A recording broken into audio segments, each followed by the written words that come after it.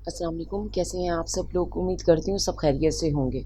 मुकम्मल नावल आपकी खिदमत में हाजिर है, तो आज ये नावल की तरफ चलते हैं। जब तक तैयारा फ़ज़ा में बुलंद होकर नज़रों से ओझल नहीं हो गया, वो वहीं खड़े रहे। उसके बाद वापस आते हुए उन्हें लगा जैसे वो घर नहीं बल्कि किसी वीरान खंडर की तरफ जा रहे हों। हालांकि शेरी सारा वक्त घर पर इनके साथ नहीं रहता था। उसकी अपनी मसरूफियात थीं और वो अक्सर दो दो तीन तीन दिन घर से गायब ही रहता था। इसके बावजूद वो उसके जाने को बुरी तरह महसूस कर रहे थे। शायद इसलिए कि जिस तरह वो बगैर बताए अचानक कहीं चला जाता था, इसी तरह उसकी वापसी भी अचानक होती थी, वही 2 या 3 दिन बाद। और ये दिन इनके इंतज़ार में कटते थे। उनका सारा ध्यान आहटों पर रहता, इसलिए उसकी गैर मौजूदगी के बावजूद उसके होने का एहसास कायम रहता था।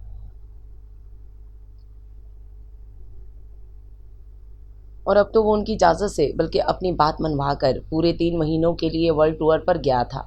यानी एक मुद्दत तय हो गई थी जब ये उसके जाने को महसूस कर रहे थे और सोच रहे थे कि ये 3 महीने उसके बगैर कैसे कटेंगे। कुछ अजीब सी कैफियत हो रही थी उनकी। अचानक सारा शहर वीरान लगने लगा था। मुनासिब स्पीड से ड्राइव करते हुए उनका ध्यान मुसलसल शेरी की तरफ था कि काफ़ी फासले पर सड़क के बीचों बीच खड़ी एक लड़की ने इनकी तवज्जो खींच ली। वो कोई हरकत नहीं कर रही थी, ना कोई ऐसा इशारा जिससे पता चलता कि इसे मदद की ज़रूरत है। फासला कम होने पर उन्होंने हॉर्न बजाना शुरू किया, यहाँ तक कि उसके करीब पहुंचकर इन्हें गाड़ी रोकनी पड़ी, क्योंकि वो अपनी जगह से हिली तक नहीं थी। नॉनसेंस, वो झुंझलाकर गाड़ी से उतरे, लेकिन उसके पास जाते ही ठटक कर रुक गए। वो दोनों हाथ कान पर रखे आंखें बंद किए खड़ी थी, जबकि उसके होंठ रवानी से आयात कुरानी का विर्द कर रहे थे। कुछ देर रुककर उन्होंने अंगूठे और शहादत की उंगली की मदद से बहुत आहिस्ता से उसकी कलाई थाम कर कान पर से हटाई तो वो चौंक पड़ी। कौन? फिर पहले गाड़ी, उसके बाद इन्हें देखकर कहने लगी, आप यहाँ क्या कर रहे हैं? गाड़ी में बैठें और मुझे रोंदते हुए गुजर जाए। क्यों? उनकी पेशानी पर बेशुमार शिकने नुमदार हो गईं। इसलिए कि मैं मरना चाहती हूँ, उसने कहा तो उन्होंने होंठ भींचकर सड़क के दोनों एतराफ दूर तक देखा, फिर खासे हाकमाना अंदाज में उसकी कलाई पकड़कर खींचते हुए गाड़ी में ला बिठाया। ये क्या कर रहे हैं आप? कहाँ ले जा रहे हैं मुझे? वो उनके स्पीड से गाड़ी भगाने पर परेशान होकर उनका बाजू झंझोड़ने लगी। पुलिस स्टेशन, इनके जवाब पर वो चीख पड़ी। क्यों? क्या जुर्म किया है मैंने? जुर्म करने जा रही थी, यानी खुदकुशी। एक बार नहीं 100 बार करूँगी, और मैं अपनी जान दे रही हूँ, आपकी नहीं ले रही। फिर आप होते कौन है मुझे रोकने या पुलिस के हवाले करने वाले? उसकी बकवास का उन्होंने कोई जवाब नहीं दिया तो कदरे तोकफ से वो फिर कहने लगी, देखिए मुझे यहीं उतार दें, मैं वादा करती हूँ आपकी गाड़ी के नीचे नहीं आऊँगी, बल्कि किसी की गाड़ी का नुकसान नहीं करूँगी। मैं कोई और तरीका सोच लूँगी। मरना ज़रूर है वो मेरा इरादा, हाँ, मरने से मुझे कोई नहीं रोक सकता, क्योंकि मेरे पास ज़िंदा रहने का। करीब से गुजरते तेज़ रफ्तार ट्रक ने इतनी ज़ोर से हॉर्न बजाया था कि वो चीख मारकर दोनों बाजुओं में मुँह छुपा गई, जिससे इनके होंठों पर बस एक लम्हे को मुस्कुराहट लपकी थी। आप प्लीज़ मुझे यहीं उतार दें, मैं पुलिस स्टेशन नहीं जाऊंगी, वो लोग बहुत जलील करेंगे। वो अब मिन्नत करने लगी थी। मैं जानती हूँ खुदकुशी हराम है, लेकिन मेरे पास इसके सिवा और कोई चारा नहीं। आप प्लीज़ मुझे मरने दें, इसमें आपका कोई नुकसान नहीं, और मैं भी दरबदर ठोकरें खाने से बच जाऊंगी। कैसे आदमी हैं आप? मेरी मिन्नतों समाजतों का भी आप पर कोई असर नहीं हो रहा। इनकी मुसलसल खामोशी पर वो चिढ़ गई। मैं जानती हूँ आप सारे मर्द एक जैसे होते हैं, औरत को ज़िंदा रहने का हक भी नहीं देते, और इसे ज़िंदा भी रखना चाहते हैं, वरना आपके जुल्म कौन सहेगा? अगर इतना ही जुल्म करने का शौक़ है तो शट अप। उन्होंने इतनी सख्ती से टोका कि वो सहम कर पीछे हट गई। फिर मुँह ही मुँह में बुड़बुड़ाने लगी, अल्लाह करे इसी गाड़ी का एक्सीडेंट हो जाए, मेरे साथ साथ ये भी मर जाए। बड़े आए मुझे बचाने वाले। जब कज़ा आई है तो कोई नहीं बचा सकता, और मेरी कज़ा आ चुकी है। गाड़ी रुकते ही उसकी बुड़बुड़ाहट भी बंद हो गई और वो आंखें फाड़ फाड़ कर चारों तरफ देखने लगी। जब कहीं भी पुलिस स्टेशन लिखा हुआ नज़र नहीं आया, तब उनसे पूछने लगी, ये आप मुझे कहाँ ले आए हैं? नीचे उतरो। उसका सवाल यकसर नज़रअंदाज करके उन्होंने तहकम से कहा। फिर अपनी तरफ का दरवाज़ा खोलकर उतरते ही ऊंची आवाज़ में चौकीदार को पुकारा, तो वो जो गेट बंद कर रहा था भाग आया। इस लड़की को रेशमा के हवाले करो, कहना इसका ख्याल रखे। वो चौकीदार से कहकर आगे बढ़ गए। ये तक नहीं देखा कि इस लंबे चौड़े बड़ी बड़ी मूँछों वाले खान को देखकर वो किस बुरी तरह सहम गई थी और बगैर चूं चुरा के उसके साथ चल पड़ी थी। शायद इन्हें यकीन था कि वो कोई एहतजाज नहीं करेगी, इसलिए इत्मीनान से अंदर आने से पहले मामा के कमरे का रुख किया। श्री आ गया? بہت کوشش سے ماما بس 2 لفظ بول سکیں۔ اس کی خواہش تھی کہ گھومنے پھرنے کی، دنیا دیکھنے کی، اور آپ جانتی ہیں میں اس کی بات نہیں ٹال سکتا۔ آ جائے گا، جلدی آ جائے گا۔ 3 مہینے کوئی بہت زیادہ نہیں ہوتے، ہو سکتا ہے اس سے بھی پہلے آ جائے۔ خوش؟ ماما نے پھر بولنے کی کوشش کی۔ ہاں، بہت خوش تھا، جیسے دنیا گھومنے نہیں فتح کرنے جا رہا ہو۔ ان کی نظروں میں شیری کا دمکتا ہوا چہرہ سما گیا تو ان کے لہجے سے محبت چھلکنے لگی۔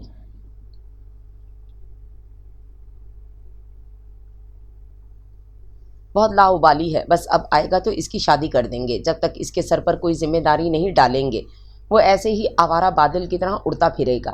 میں ٹھیک کہہ رہا ہوں نا ماما؟ مسکراہٹ کے ساتھ اس بات میں سر ہلانے لگی۔ پھر کچھ دیر ان کے پاس بیٹھ کر وہ اپنے کمرے میں آ گئے۔ اندھیرا پھیل چکا تھا۔ ٹیوب لائٹ آن کر کے وہ خاصے آرام دہ انداز میں صوفے پر بیٹھے اور سگریٹ سلگایا ہی تھا کہ دروازے پر ہلکی دستک کے بعد ریشما اندر آتے ہی کہنے لگی، صاحب وہ لڑکی بہت روتا ہے، اسے یہاں لے آؤ۔ انہوں نے خاصی بے دلی سے کہا، جیسے اس وقت کوئی پرابلم فیس کرنے کے موڈ میں نہ ہو۔ حالانکہ پرابلم اپنی پیدا کردہ تھی، وہ زبردستی تو گلے نہیں پڑی تھی۔ کچھ دیر بعد وہ ریشما کے پیچھے ان کے کمرے میں داخل ہوئی تو انہوں نے ریشما کو جانے کا اشارہ کیا اور پھر خاموشی سے اسے آنسو صاف کرتے ہوئے دیکھنے لگے۔ جانے کتنا پانی تھا جو اس کی بار بار آنکھیں رگڑنے کے بعد بھی بہتا چلا آ رہا تھا۔ وہ سامنے واش روم ہے، جاؤ پہلے منہ دھو۔ انہیں الجھن ہونے لگی تھی، رونے سے زیادہ اس کی سونسوں کی آواز سے، اور جب وہ منہ دھو کر آئی تب اسے بیٹھنے کا اشارہ کر کے پوچھنے لگے، کہاں جانا چاہتی ہو؟ آپ کو کیا، میں کہیں بھی جاؤں؟ ادھر سے تڑق کر جواب آیا جس سے ان کا چہرہ سرخ ہو گیا تھا۔ وہاں ضبط کیا، پھر بھی جب بولے تو لہجہ انتہائی سخت تھا، دیکھو یہ مت سمجھنا میں کہ تم پر رحم کھا کر تمہیں یہاں لے آیا ہوں۔ ماما کی وجہ سے مجھے سیدھا گھر آنا پڑا، ورنہ پہلے تمہیں پولیس کے حوالے کرتا۔ تم جیسی لڑکیوں کو وہی سدھار سکتے ہیں۔ کیا مطلب ہے آپ کا؟ وہ ان کی آخری بات پر پھر چیخی، اپنے گھر کا پتہ بتاؤ۔ میں ابھی کسی کو بھیج کر، میرا کوئی گھر نہیں۔ وہ فوراً بولی، اب تک کہاں رہ رہی تھی؟ جہنم میں۔ اس نے پہلے انہیں جواب دیا، پھر جیسے اپنے آپ سے بولنے لگی تھی، لیکن وہ ہمیشہ سے تو جہنم میں نہیں تھی، بس اچانک ہی سب بدل گیا۔ کون کون تھا وہاں؟ اس جہنم میں؟ انہوں نے اس کی بڑبڑاہٹ سن کر پوچھا تو وہ چونک کر بولی، آپ کیوں پوچھ رہے ہیں؟ تاکہ تمہیں ان کے حوالے کیا جا سکے۔ وہ آرام سے کہہ کر اپنے کسی کام سے کھڑے ہوئے تھے اور وہ جانے کیا سمجھی زور زور سے چیخنے لگی، نہیں جاؤں گی، ہرگز نہیں جاؤں گی، اور آپ کو میرے معاملے میں دخل دینے کا کوئی حق نہیں۔ میں خواہ کسی گاڑی کے نیچے آؤں یا سمندر میں کود کر جان دوں، آپ کون ہوتے ہیں روکنے والے؟ Shut up you idiot. اسے خاموش کرنے کے لیے انہیں چلانا پڑا۔ پھر وہ اپنے آپ پر جھنجھلاتے ہوئے ڈریسنگ روم میں چلے گئے۔ کچھ دیر بعد واپس آئے تو کہنے لگے، تم میرا درد سر نہیں ہو، جاؤ جو دل چاہے کرو، گاڑی کے نیچے آؤ یا سمندر میں کودو، لیکن اس سے پہلے یہ ضرور سوچ لینا کہ زندگی ایک بار ملتی ہے۔ Now you can go, thank you. وہ دروازے تک جا کر رک گئی۔ سنیں، وہ گیٹ پر جو چوکی دار ہے اس کی شکل بہت خوفناک ہے، آپ پلیز مجھے باہر تک چھوڑ آئیں۔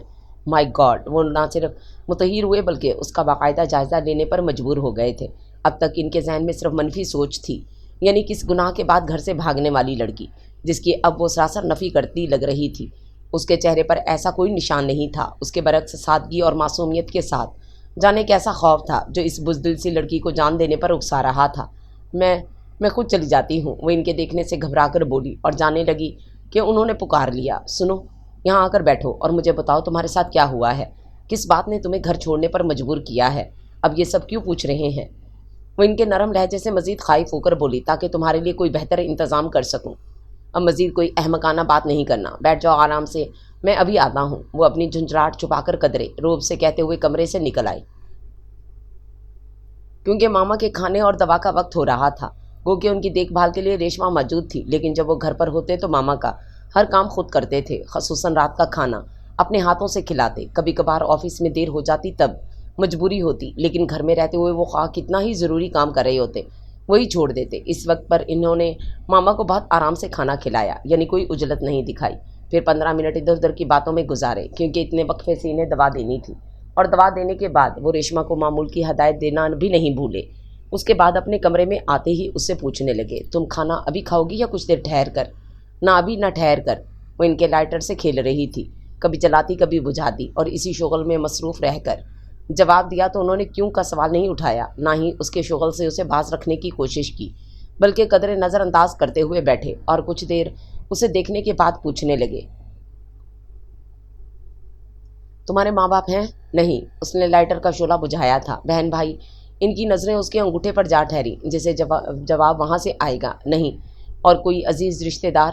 اس بار جواب واقعی وہاں سے آیا۔ انگوٹھے کی حرکت سے لائٹر کا شعلہ نمودار ہوا اور کچھ دیر اسے دیکھنے کے بعد وہ پھونک مار کر بجھاتے ہوئے بولی، سارے رشتے ماں باپ اور بہن بھائیوں کے ساتھ ہوتے ہیں، ان کے بعد ہم خواہ کسی کو اپنا کہیں سمجھیں، کوئی اپنا نہیں ہوتا، بس خون کے رشتوں میں کچھ محبت کچھ مروت ہوتی ہے۔ میں انہیں رشتوں کی بات کر رہا ہوں، خلاف عادت انہوں نے فوراً کہا۔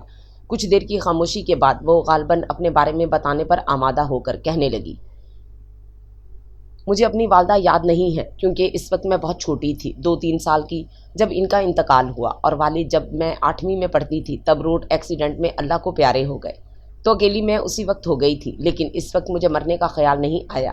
پتہ نہیں پھپھو کی محبت نے سہارا دیا یا میرے اندر جینے کی امنگ تھی، یا پھر میں نے زندگی کا بھیانک روپ نہیں دیکھا تھا، کچھ بھی تھا، اس وقت میں نے مرنے کا نہیں سوچا تھا، اور پھپھو کے گھر ان کے بچوں کے ساتھ بہل بھی گئی تھی۔ پھپھو مجھ سے بہت محبت کرتی تھیں، شاید اس لیے کہ میں ان کے اکلوتے بھائی کی واحد نشانی تھی، اپنے بچوں کی طرح میرا بھی خیال کرتی تھیں، اور ان کے شوہر نے بھی کبھی فرق نہیں رکھا، جس سے میں یہ سمجھنے لگی تھی کہ مجھے نہ صرف ماں باپ کا نعم البدل مل گیا بلکہ بہن بھائی بھی مل گئے ہیں، اور 5 سال بڑے آرام سے گزر گئے۔ آگے بھی زندگی اسی طرح گزر سکتی تھی، لیکن اس نے لائٹر جلا کر بجھایا تھا، جس سے وہ اپنے آپ کو یاد کرنے لگے، اور کچھ سمجھ میں نہیں آیا تب پوچھا، کیا ہوا تھا؟ پھپھو کی ڈیتھ ہو گئی، ابھی 2 مہینے پہلے کی بات ہے، اور میرا اصل رشتہ انہی سے تھا، ان کے ساتھ سارے رشتے ختم ہو گئے۔ دکھ ان رشتوں کے ختم ہونے کا نہیں مجھے، اگر پھپھو کے جنازے کے ساتھ ہی گھر سے باہر نکال دیا جاتا تو میں رو دھو کر کہیں بھی اپنا ٹھکانہ کر سکتی تھی، لیکن مجھے اس سے زیادہ تکلیف دہ حالات کا سامنا کرنا پڑا، یعنی پھپھو کے انتقال کے چند دن بعد ہی پھوپھا صاحب مجھ سے شادی کرنے پر تل گئے۔ اف، آپ سوچ نہیں سکتے، وہ شخص جسے میں نے اپنے باپ کی جگہ سمجھا، وہ مجھے کیسی کیسی اذیت دے کر شادی پر آمادہ کرنے کی کوشش کرتا تھا۔ اسے میرے بھاگ جانے کا خطرہ بھی تھا، جب یہ اسٹور میں بند کر کے رکھا، کھانا بھی 2-2 دن کے بعد دیتا تھا۔ آج اتفاق سے پھوپھا کا چھوٹا بیٹا میرے لیے کھانا لے کر آیا تو میں اسے بہلا کر وہاں سے نکلنے میں کامیاب ہو گئی، لیکن میں کہیں جا نہیں سکتی کیونکہ وہ مجھے ڈھونڈ لیں گے۔ اس کے بعد آپ تصور بھی نہیں کر سکتے کہ میرا کیا حشر ہوگا، اور میں چونکہ جانتی ہوں اس لیے مر جانا چاہتی ہوں، اور کوئی راستہ نہیں ہے۔ وہ خاموش ہوئی تو اس کا انگوٹھا حرکت کرنے لگا۔ کچھ دیر تک کمرے میں صرف ٹک ٹک کی آواز تھی جس کے ساتھ شعلہ جل بجھ رہا تھا۔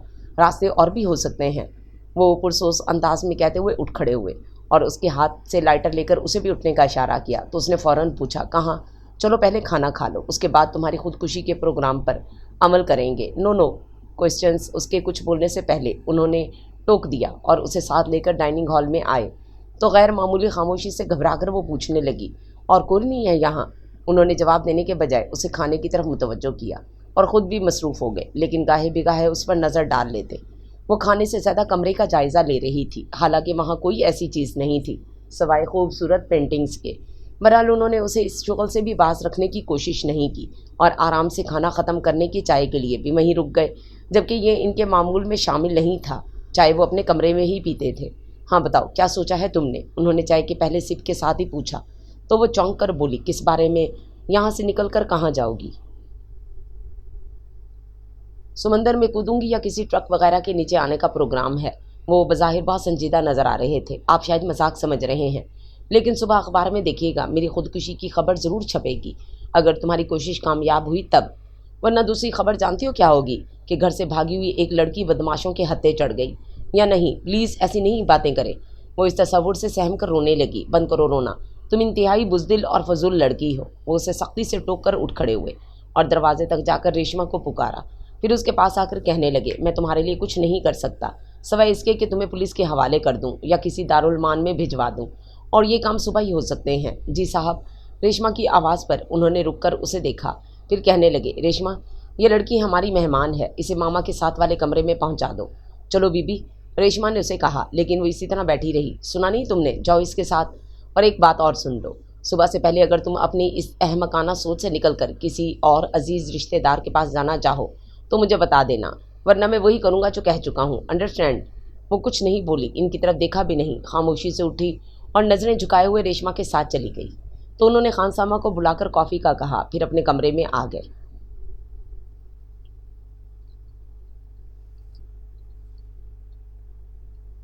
صبح وہ چائے کا کپ لیے ہوئے لان میں جا رہے تھے کہ اسی وقت شیری کا فون آ گیا، اور خلاف توقع اس کی اتنی جلدی کال کرنے پر وہ خوش ہونے کے ساتھ حیران بھی ہوئے۔ ٹھیک تو ہو شیری؟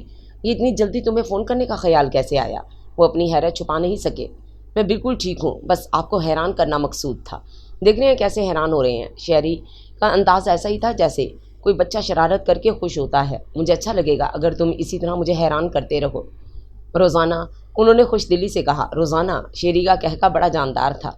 रोज़ाना तो मामूल हो जाएगा, राज़ी और मामूल में कोई चार नहीं होता। As you like young boy. Okay, मामा को सलाम कहिएगा। शेरी ने फ़ोन बंद कर दिया तो वो उसकी हैरान कर देने वाली शरारत पर महफूज होते लॉन में आकर बैठे और उसी के बारे में सोचने लगे। कल जब वो जा रहा था तब भी बहुत खुश था और अभी भी उसकी आवाज़ खनकती हुई थी।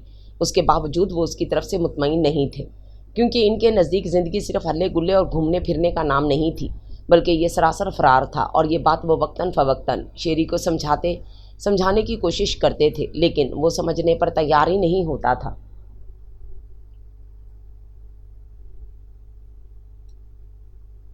और इनकी मजबूरी ये थी कि वो उस पर सख्ती नहीं कर सकते थे। अस्सलाम वालेकुम। सलाम की आवाज़ पर उन्होंने चौंक कर देखा था। वो लड़की सर झुकाए खड़ी थी।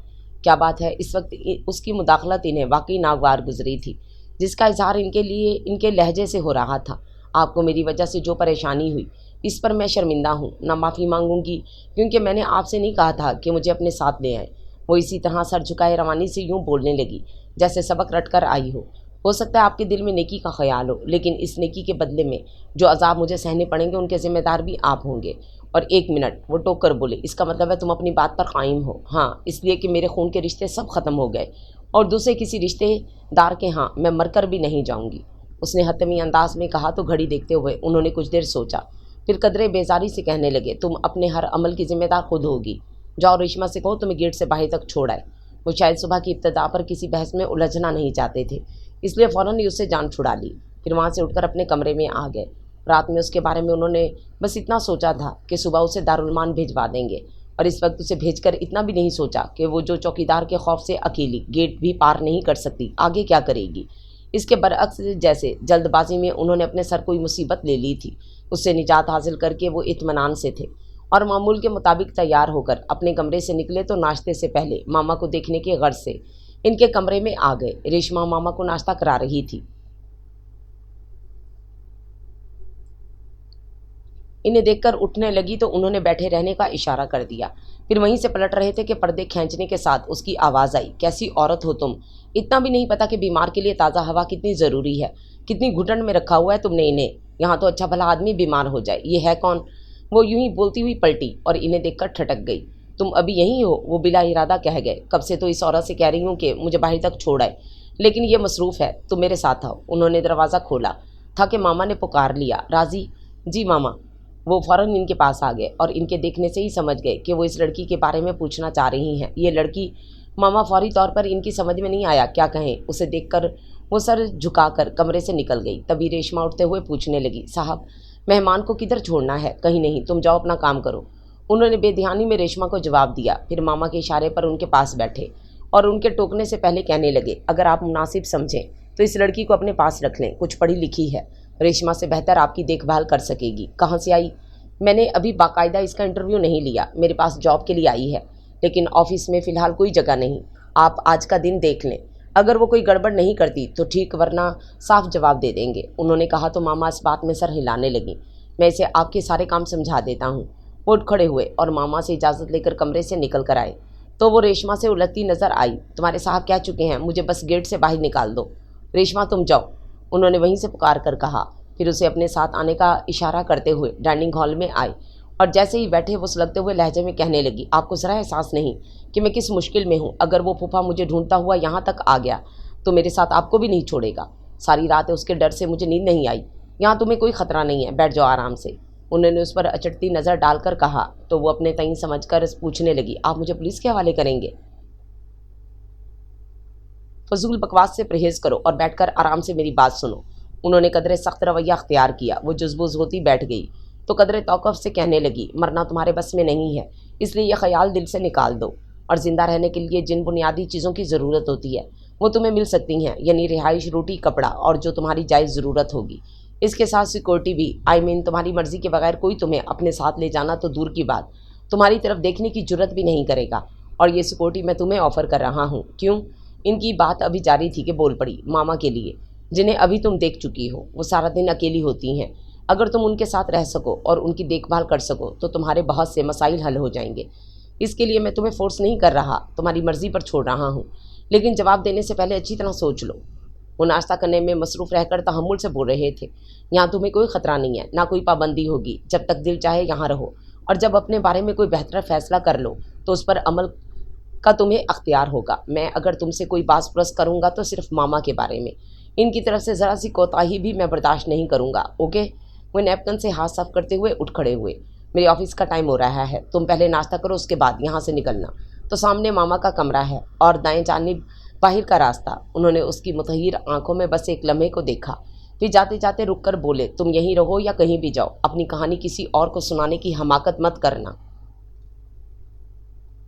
इन्हें मामा की तरफ से बहुत इत्मीनान हो गया था, क्योंकि उनकी तवक्कुआत से बढ़कर वो लड़की मामा की देखभाल के साथ उन्हें यूँ खुश रखती थी कि उनके चेहरे पर वो पहले जैसी मायूसी रही ही नहीं थी, और इस कदर रवानी से बोल भी जाती थी जिस पर इन्हें हैरत हो रही थी। लेकिन समझ भी गए थे कि वो लड़की चूँकि खुद बहुत बातूनी है, इसलिए मामा को भी बोलने पर मजबूर करती होगी।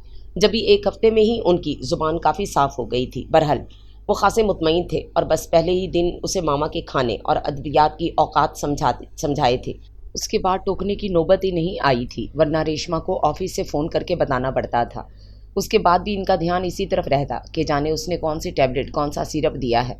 फिर रात में भी इन्हें कम से कम 2 बार नींद में से उठकर मामा के कमरे में झांकना पड़ता था, क्योंकि रेशमा अपने बच्चों की वजह से रात में सर्वेंट क्वार्टर चली जाती थी, जबकि इस लड़की ने अपने सोने का इंतज़ाम मामा के साथ कर लिया था। और कितनी अजीब बात थी, वो खुद इत्मीनान से हो गए थे, लेकिन इस लड़की से एक बार भी नहीं पूछा था कि आया वो अपने इस फैसले से मुतमईन है या नहीं, और उसके दिल से फूफा का खौफ निकला या अभी भी उसके डर से रात भर जागती रहती है। जाने इनके पास ये सब सोचने और पूछने का वक्त नहीं था, या इनके नज़दीक सिरे से इन बातों की कोई अहमियत ही नहीं थी। शायद दोनों ही बातें थीं। हालांकि वो घर में चलती फिरती नज़र आती थी। सुबह जब वो चाय और अखबार के साथ लॉन में निकलते, इस वक्त वो मामा के लिए गुलदस्ता बना रही होती। फिर जब ऑफिस जाने से पहले वो मामा को खुदाफिज कहने उनके कमरे में जाते तो वो इन्हें नाश्ता करा रही होती थी। उसके बाद रात में भी 1-2 बार नज़र आती थी, कभी पानी का जग ले जाती हुई, कभी दूध का गिलास।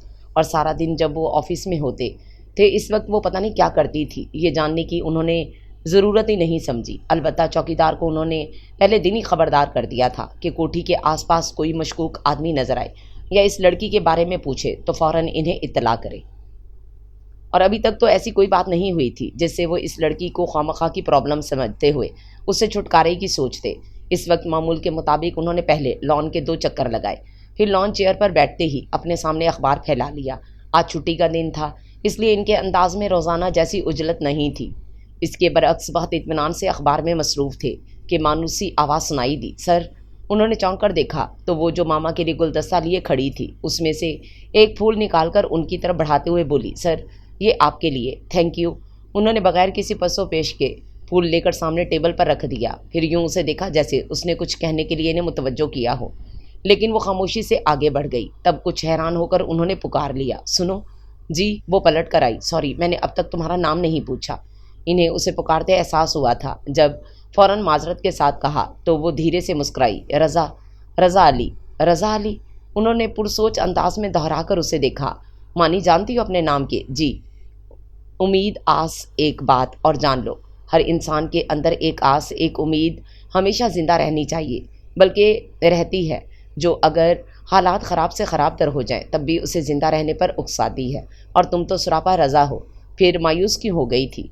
इनका दिलनशीन लहजा उसे हैरान कर गया था। जब भी जवाब में कुछ बोल नहीं सकी तो कदरे तौक़ुफ़ से वो अखबार रोल करते हुए पूछने लगे, क्वालिफ़िकेशन कितनी है तुम्हारी? इंटर।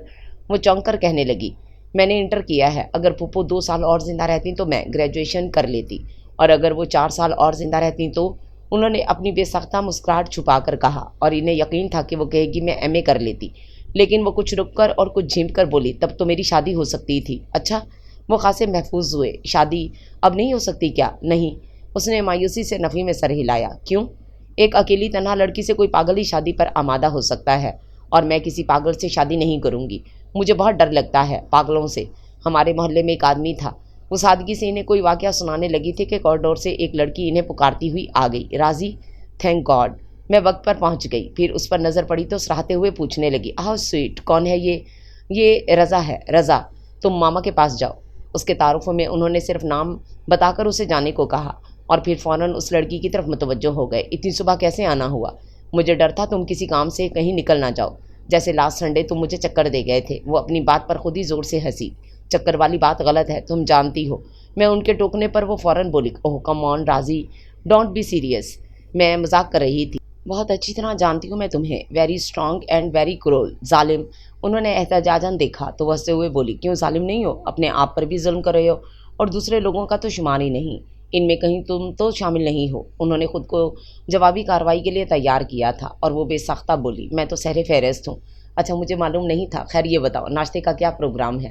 انہوں نے موضوع بدل دیا، تمہارے ساتھ کروں گی، اوکے میں پہلے شاور لے لوں، تم چاہو تو اتنی دیر ماما کے پاس بیٹھ سکتی ہو۔ وہ اٹھ کھڑے ہوئے، پھر خیال آنے پر کہنے لگے، ماما کے پاس رضا ہے، وہ لڑکی کچھ بے وقوف سی ہے، تم اس سے زیادہ بات نہیں کرنا، کنفیوز ہو جاتی ہے کون، کہاں سے آئی ہے؟ وہ ان کے ساتھ چلتے ہوئے پوچھنے لگی، پاپا کی ایک عزیزہ تھی، ان کی بھتیجی ہے، میں ماما کی تنہائی شیئر کرنے کے لیے اسے یہاں لے آیا۔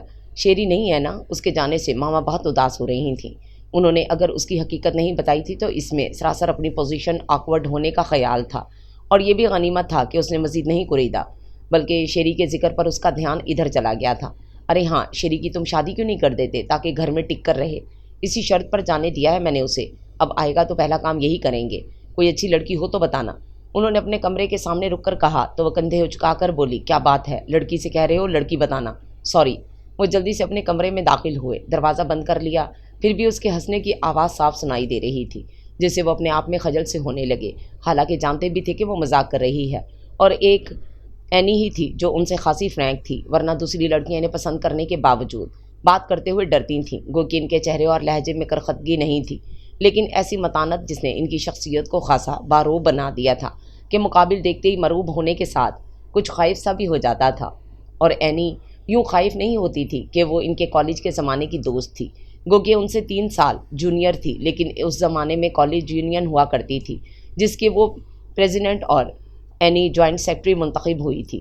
یوں ساتھ کام کرنے سے ان کی دوستی ہوئی تھی۔ اس کے بعد کالج سے نکلتے ہی وہ ہائر اسٹڈیز کے لیے امریکہ چلے گئے، اور یہ اتفاق تھا کہ جب ان کی واپسی میں 1 سال رہ گیا تھا تب اینی نے ہارورڈ یونیورسٹی میں ایڈمیشن لیا۔ یوں دیار غیر میں ہم وطن دوست کے ساتھ ان کا بہت اچھا وقت گزرا، اور یہ حقیقت انہیں لگا تھا کہ جیسے گزشتہ سالوں کی بنسبت یہ آخری سال بہت جلدی گزر گیا۔ انہیں اچھی طرح یاد تھا جب وہ آ رہے تھے تو اینی نے کہا تھا، لگتا ہے راضی ہم ہمیشہ اس پلیٹ فارم پر ملیں گے جہاں سے تمہاری روانگی ہوگی اور میری آمد، اور وہی ہوا تھا۔ اس کے بعد اینی کی آمد اسی وقت ہوئی تھی جب وہ شفق کے ساتھ ہنی مون پر روانہ ہو رہے تھے۔ اس وقت اینی نے بہت شور مچایا تھا، تم اچھے دوست نہیں ہو راضی، تمہیں پتا تھا میں 4 مہینے میں آنے والی ہوں، اتنے مہینے تم اپنی شادی لیٹ نہیں کر سکتے تھے؟ سوری، میری شادی پہلے ہی بہت لیٹ ہو چکی ہے، شفق سے پوچھو 3 سال لگ گئے اس کے پیرنٹس کو منانے میں، اور جب وہ مانے تو میں فوراً بارات لے کر پہنچ گیا کہ کہیں وہ پھر منع نہ کر دیں۔ انہوں نے سب بتایا تو اینی بہت حیران ہوئی تھی، کیا مطلب ہے تمہارا؟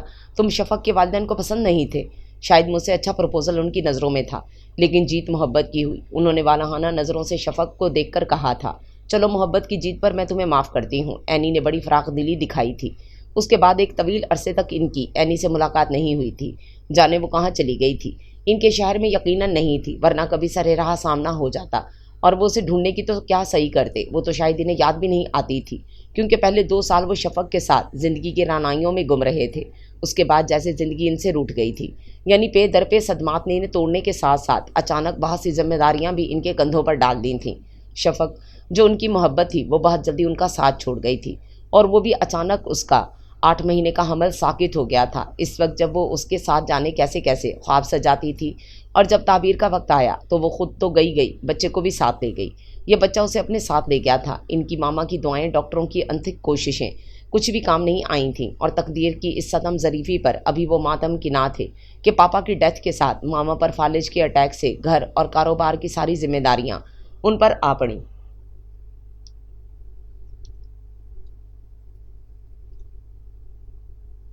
شیری ان سے 8 سال چھوٹا تھا، اور خود ان کی نظروں میں ابھی وہ بچہ تھا۔ اس سے وہ یہ توقع کرتے کہ وہ کہیں بھی انہیں سہارا دے گا، وہ تو خود ان کے سہارے کا محتاج تھا۔ یوں ماما اور شیری کی خاطر انہیں زندگی سے سمجھوتا کرنا پڑا، ورنہ حقیقتاً شفق کے بعد ان کے لیے زندگی میں کوئی کشش نہیں رہی تھی۔ وہ بالکل مشین بن کر رہ گئے تھے۔ ان کے جذبات اور احساسات میں صرف ماما اور شیری کی محبت ہی کچھ حرارت پیدا کرتی تھی، ان کے علاوہ وہ کچھ نہیں سوچتے تھے۔ اس لیے اس بار جب اینی کی آمد ہوئی تو اسے دیکھ کر ہی جیسے وہ انہیں یاد آئی تھی، اور جب اسے اس عرصے میں گزرنے والے ثانیوں کا پتہ چلا تو اس نے پہلے سے زیادہ شور مچایا تھا۔ تم بہت برے ہو، بہت کھٹور ہو راضی، کم سے کم مجھے اطلاع تو کرتے، میں شفق اور پاپا کو واپس نہیں لا سکتی تھی، لیکن تمہارے دکھ تو شیئر کر سکتی تھی، یا تم نے مجھے اس قابل ہی نہیں سمجھا؟ نہیں نہیں، یہ بات نہیں ہے، مجھے تمہارا خیال آیا تھا، لیکن پھر میں نے سوچا تم اپنے شوہر اور بچوں کے ساتھ مصروف ہوگی۔ انہوں نے سراسر غلط بیانی سے کام لیا، جس پر وہ اور زیادہ چیخی تھی۔ کیا تم نے میرے بارے میں ایسا کیسے سوچ لیا؟ میں شادی کرتی اور تمہیں نہ بلاتی، تمہارے بغیر تو میری شادی ہو ہی نہیں سکتی، وہ تو تم تھے جو میرے بغیر شادی رچا لی۔ خیر چھوڑو یہ گیلے شکوے، یہ بتاؤ کیا کر رہی ہو آج کل؟ وہ وہی جو گزشتہ سالوں سے کر رہی ہوں، لیکن تمہیں تو شاید کچھ پتہ ہی نہیں، اور اس کے لیے میں تم سے کوئی شکوہ نہیں کروں گی، کیونکہ تمہیں تو اپنا بھی پتہ نہیں ہے۔ بہرحال میں بچوں کو پڑھاتی ہوں، اینی نے بتایا تو وہ حیران ہوئے تھے بچوں کو؟ جہاں تک مجھے یاد پڑتا ہے تمہارا سبجیکٹ سائیکولوجی تھا، وہی کام آ رہا ہے، بچوں کی سائیکولوجی سمجھنا بہت مشکل ہے۔ اینی نے خاصی لاپرواہی سے کہہ کر بات ختم کر دی تھی، جیسے وہ اپنے بارے میں زیادہ کچھ نہ کہنا چاہتی ہو، اور انہیں بھی کریدنے کی عادت نہیں تھی۔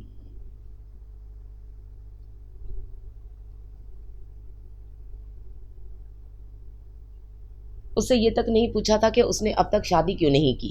دوسروں کی ذاتیات میں دخل دینا انہیں شروع سے پسند نہیں تھا، حالانکہ یہ چھوٹی چھوٹی باتیں انسان کو ایک دوسرے کے قریب لاتی ہیں، اور شاید اسی لیے کوئی ان کے زیادہ قریب نہیں تھا۔ اینی نے اگر انہیں مضبوط اور ظالم کہا تھا تو غلط نہیں کہا تھا، کہ اینی کے اپنی ذات اور اس کے تقاضوں کی نفی کرنے کے بعد بھی وہ اپنی اہمیت برقرار رکھے ہوئے تھے، یعنی پتھر کا وہ دیوتا جس کے سامنے پیشانی ٹیکنے کا مطلب اپنی پیشانی زخمی کرنا تھا، اس پر کچھ اثر ہونے والا نہیں تھا۔ بہرحال اینی جتنے دن یہاں یعنی اس شہر میں رہی، ہفتے میں ایک آدھ بار چکر لگا لیتی تھی، پھر جب اس کی چھٹیاں ختم ہوئیں تو وہ حسب سابق انہیں بتائے بغیر راولپنڈی چلی گئی تھی، اور انہیں چونکہ اس کی آمد کا بھی انتظار نہیں رہتا تھا، اس لیے اس کے جانے کو بھی محسوس نہیں کیا، اور شاید اس کی دوبارہ آمد تک انہیں احساس نہ ہوتا، لیکن اس روز رضا نے اس کے بارے میں پوچھ لیا۔ سر وہ آپ کی دوست بہت دنوں سے نہیں آئیں۔ کون؟ اینی؟ ابھی سنڈے کو آئی تو تھی، انہوں نے کہا تو وہ حیران ہو کر بولی تھی۔ نہیں سر، وہ 15 دنوں سے نہیں آئیں۔ اچھا، آئی ڈونٹ نو، کہیں چلی گئی ہوگی۔ ان کا سرسری انداز ہنوز تھا، اور اس کی حیرت۔ آپ کو بتائے بغیر؟ مجھے کیوں بتائے گی؟ کیا میں کہیں جاتے ہوئے اسے بتا کر جاتا ہوں؟ کیسی نادانی کی باتیں کرتی ہو تم؟ انہیں جیسے اس خیال سے ہی کوفت آ رہی تھی۔ ویسے تمہیں اس کے آنے اور جانے سے کیا دلچسپی ہے؟ وہ آتی تھی تو گھر کی خاموشی ٹوٹ جاتی تھی، اور آپ کی بھی۔ اب اتنے دنوں سے نہیں آ رہی تو سناٹا ہی سناٹا ہے۔ یہ سناٹا اب شیری کے آنے پر ہی ٹوٹے گا۔ کیا تاریخ ہے آج؟ وہ غالباً شیری کے آنے کے دن شمار کرنا چاہتے تھے۔ پتہ نہیں سر، مجھے تو دن یاد رہتا ہے نہ تاریخ، یہ تو وہ لوگ یاد رکھتے ہیں جنہیں کسی کا انتظار ہو یا کسی کو انتظار میں چھوڑ آئے ہوں۔ وہ اپنے بنائے گلدستے کو دیکھتے ہوئے بول رہی تھی، اس کے لہجے کی افسردگی محسوس کی جانے والی تھی، لیکن مقابل کے سینے میں شاید دل ہی نہیں تھا۔ ٹھیک کہہ رہی ہو تم، وہ اٹھ کھڑے ہوئے۔ اور ہاں، میں نے تم سے کہا تھا نا، میں تمہارا استاد ہوں نا باس، پھر مجھے سر کیوں کہتی ہو؟ اور کیا کہوں، دوسرے ملازموں کی طرح صاحب؟ اس نے سادگی سے پوچھا تو وہ کچھ دیر سوچنے کے بعد بولے، نہیں، تمہارے تعارف میں کچھ اور کہہ چکا ہوں، اس طرح میری بات غلط ہو جائے گی۔ کیا کیا کہا آپ نے میرے تعارف میں؟ وہ اپنا تجسس چھپا نہیں سکی۔ کچھ زیادہ نہیں، بس اتنا کہ تم پاپا کی کسی عزیزہ کی بیٹی ہو۔ میں تمہیں ماما کی تنہائی کے خیال سے یہاں لے آیا ہوں۔ وہ جیسے کسی غلطی کا اعتراف کر کے فوراً آگے بڑھ گئے تھے، اور وہ ان کے پیچھے وہ سمجھ نہیں پا رہی تھی کہ وہ احسان کر کے شرمندہ ہیں یا اس پر جتانا نہیں چاہ رہے۔ شیری کے فون کا سنتے ہی انہوں نے اپنی مصروفیات ترک کر دیں، مینیجر کو بھی جانے کا اشارہ کیا، پھر ریسیور اٹھاتے ہی بولے تھے، میں صرف یہ سننا چاہتا ہوں کہ تم آج کل میں آ رہے ہو۔ اگر یہ آپ کا حکم ہے تو میں ابھی چل پڑتا ہوں، دوسری صورت میں یہ کہوں گا کہ ابھی 3 مہینے کہاں ہوئے ہیں۔ ادھر سے شیری نے ان کی اہمیت تسلیم کرنے کے ساتھ اپنی بات بھی کہہ دی، تو تم 3 مہینے پورے کرو گے؟ خیر، کہاں ہو اس وقت؟ سوئٹزرلینڈ۔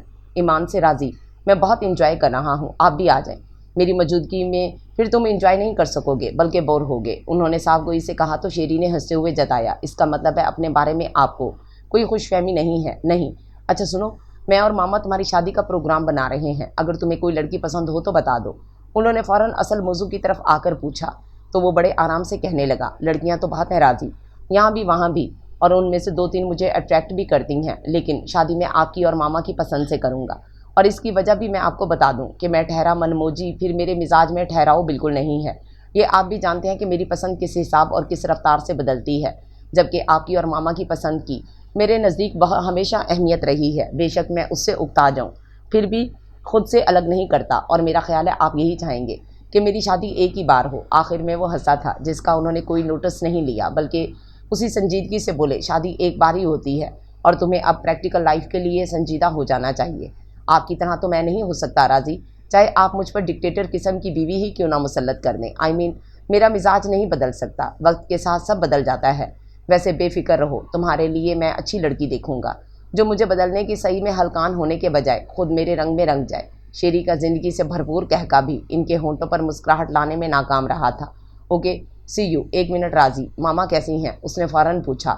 بالکل ٹھیک، تمہیں بہت مس کر رہی ہیں. بس اب میں آنے والا ہوں، کسی دن بھی آ جاؤں گا. آنے سے پہلے فون ضرور کر دینا. انہوں نے تاکید ضروری سمجھی، حالانکہ جانتے بھی تھے کہ وہ آنے کی اطلاع کبھی نہیں دے گا. شاید ان سے متعلق تمام لوگوں نے آپس میں طے کر لیا تھا کہ ہمیشہ انہی سرپرائز ہی دیں گے. وہ فون رکھ کر سامنے چھوٹا سا کیلنڈر دیکھنے لگے.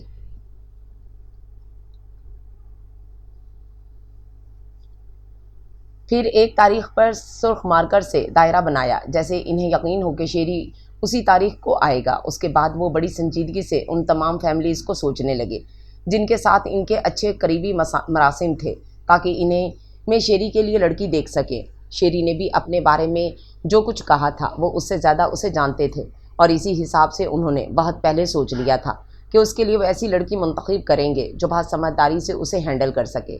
اور ابھی جب وہ سوچنے بیٹھے تو انہیں کرنل آفتاب کی بیٹی ہر لحاظ سے موزوں لگی تھی. پھر بھی انہوں نے پہلے ماما سے پوچھ لینا مناسب سمجھا، اس خیال سے کہ ہو سکتا ہے ان کے ذہن میں کوئی اور لڑکی ہو. رات کے کھانے کے بعد وہ فراغت سے ماما کے کمرے میں آئے تھے. اس وقت رضا انہیں کوئی ناول پڑھ کر سنا رہی تھی. ان کی آمد پر فوراً اٹھ کر کھڑی ہو گئی اور وہ اس کی موجودگی اکثر نظر انداز کر کے ماما کے پاس ہی بیٹھتے کہنے لگے. مجھے آپ سے شیری کے متعلق بات کرنی ہے. شیری آ رہا ہے؟ ماما نے خوش ہو کر پوچھا. آنے والا ہے کچھ دنوں میں، اور میں نے آپ سے کہا تھا کہ وہ آئے گا تو اس کی شادی کر دیں گے. آپ نے اس بارے میں کچھ سوچا ہے؟ کوئی لڑکی؟ وہ پوری توجہ سے ماما کو دیکھ رہے تھے جو ان کی بات سنتے ہی سوچ میں پڑ گئی تھی. پھر کتنی دیر بعد انہیں دیکھ کر بولی. شیری کی شادی اور تمہاری؟ میری نہیں ماما، صرف شیری کی بات کریں. اگر ماما کی جگہ کوئی اور ہوتا تو وہ سختی سے ٹوک دیتے، اور ماما کی بھی ایسی حالت کے پیش نظر انہیں ضبط کرنا پڑا تھا. تم بتاؤ.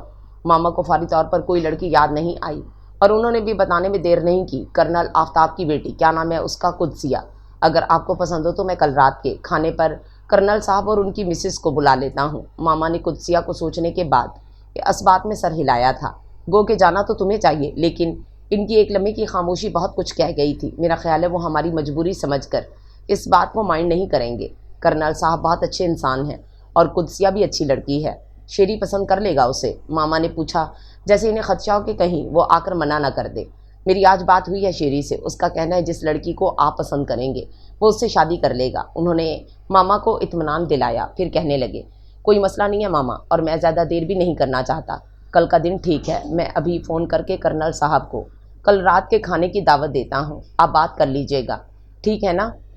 قدسیہ کو بھی بلانا، بہت دن ہو گئے اسے دیکھے ہوئے. ماما نے ان سے اتفاق کیا. اچھی بات ہے، اب آپ آرام کریں. وہ کھڑے ہوئے تو کمرے کا اس نظریے سے جائزہ لینے لگے کہ آیا کرنل صاحب اور ان کی مسز کو یہاں بٹھانا مناسب ہوگا یا ماما کو ڈرائنگ روم میں لے جانا پڑے گا.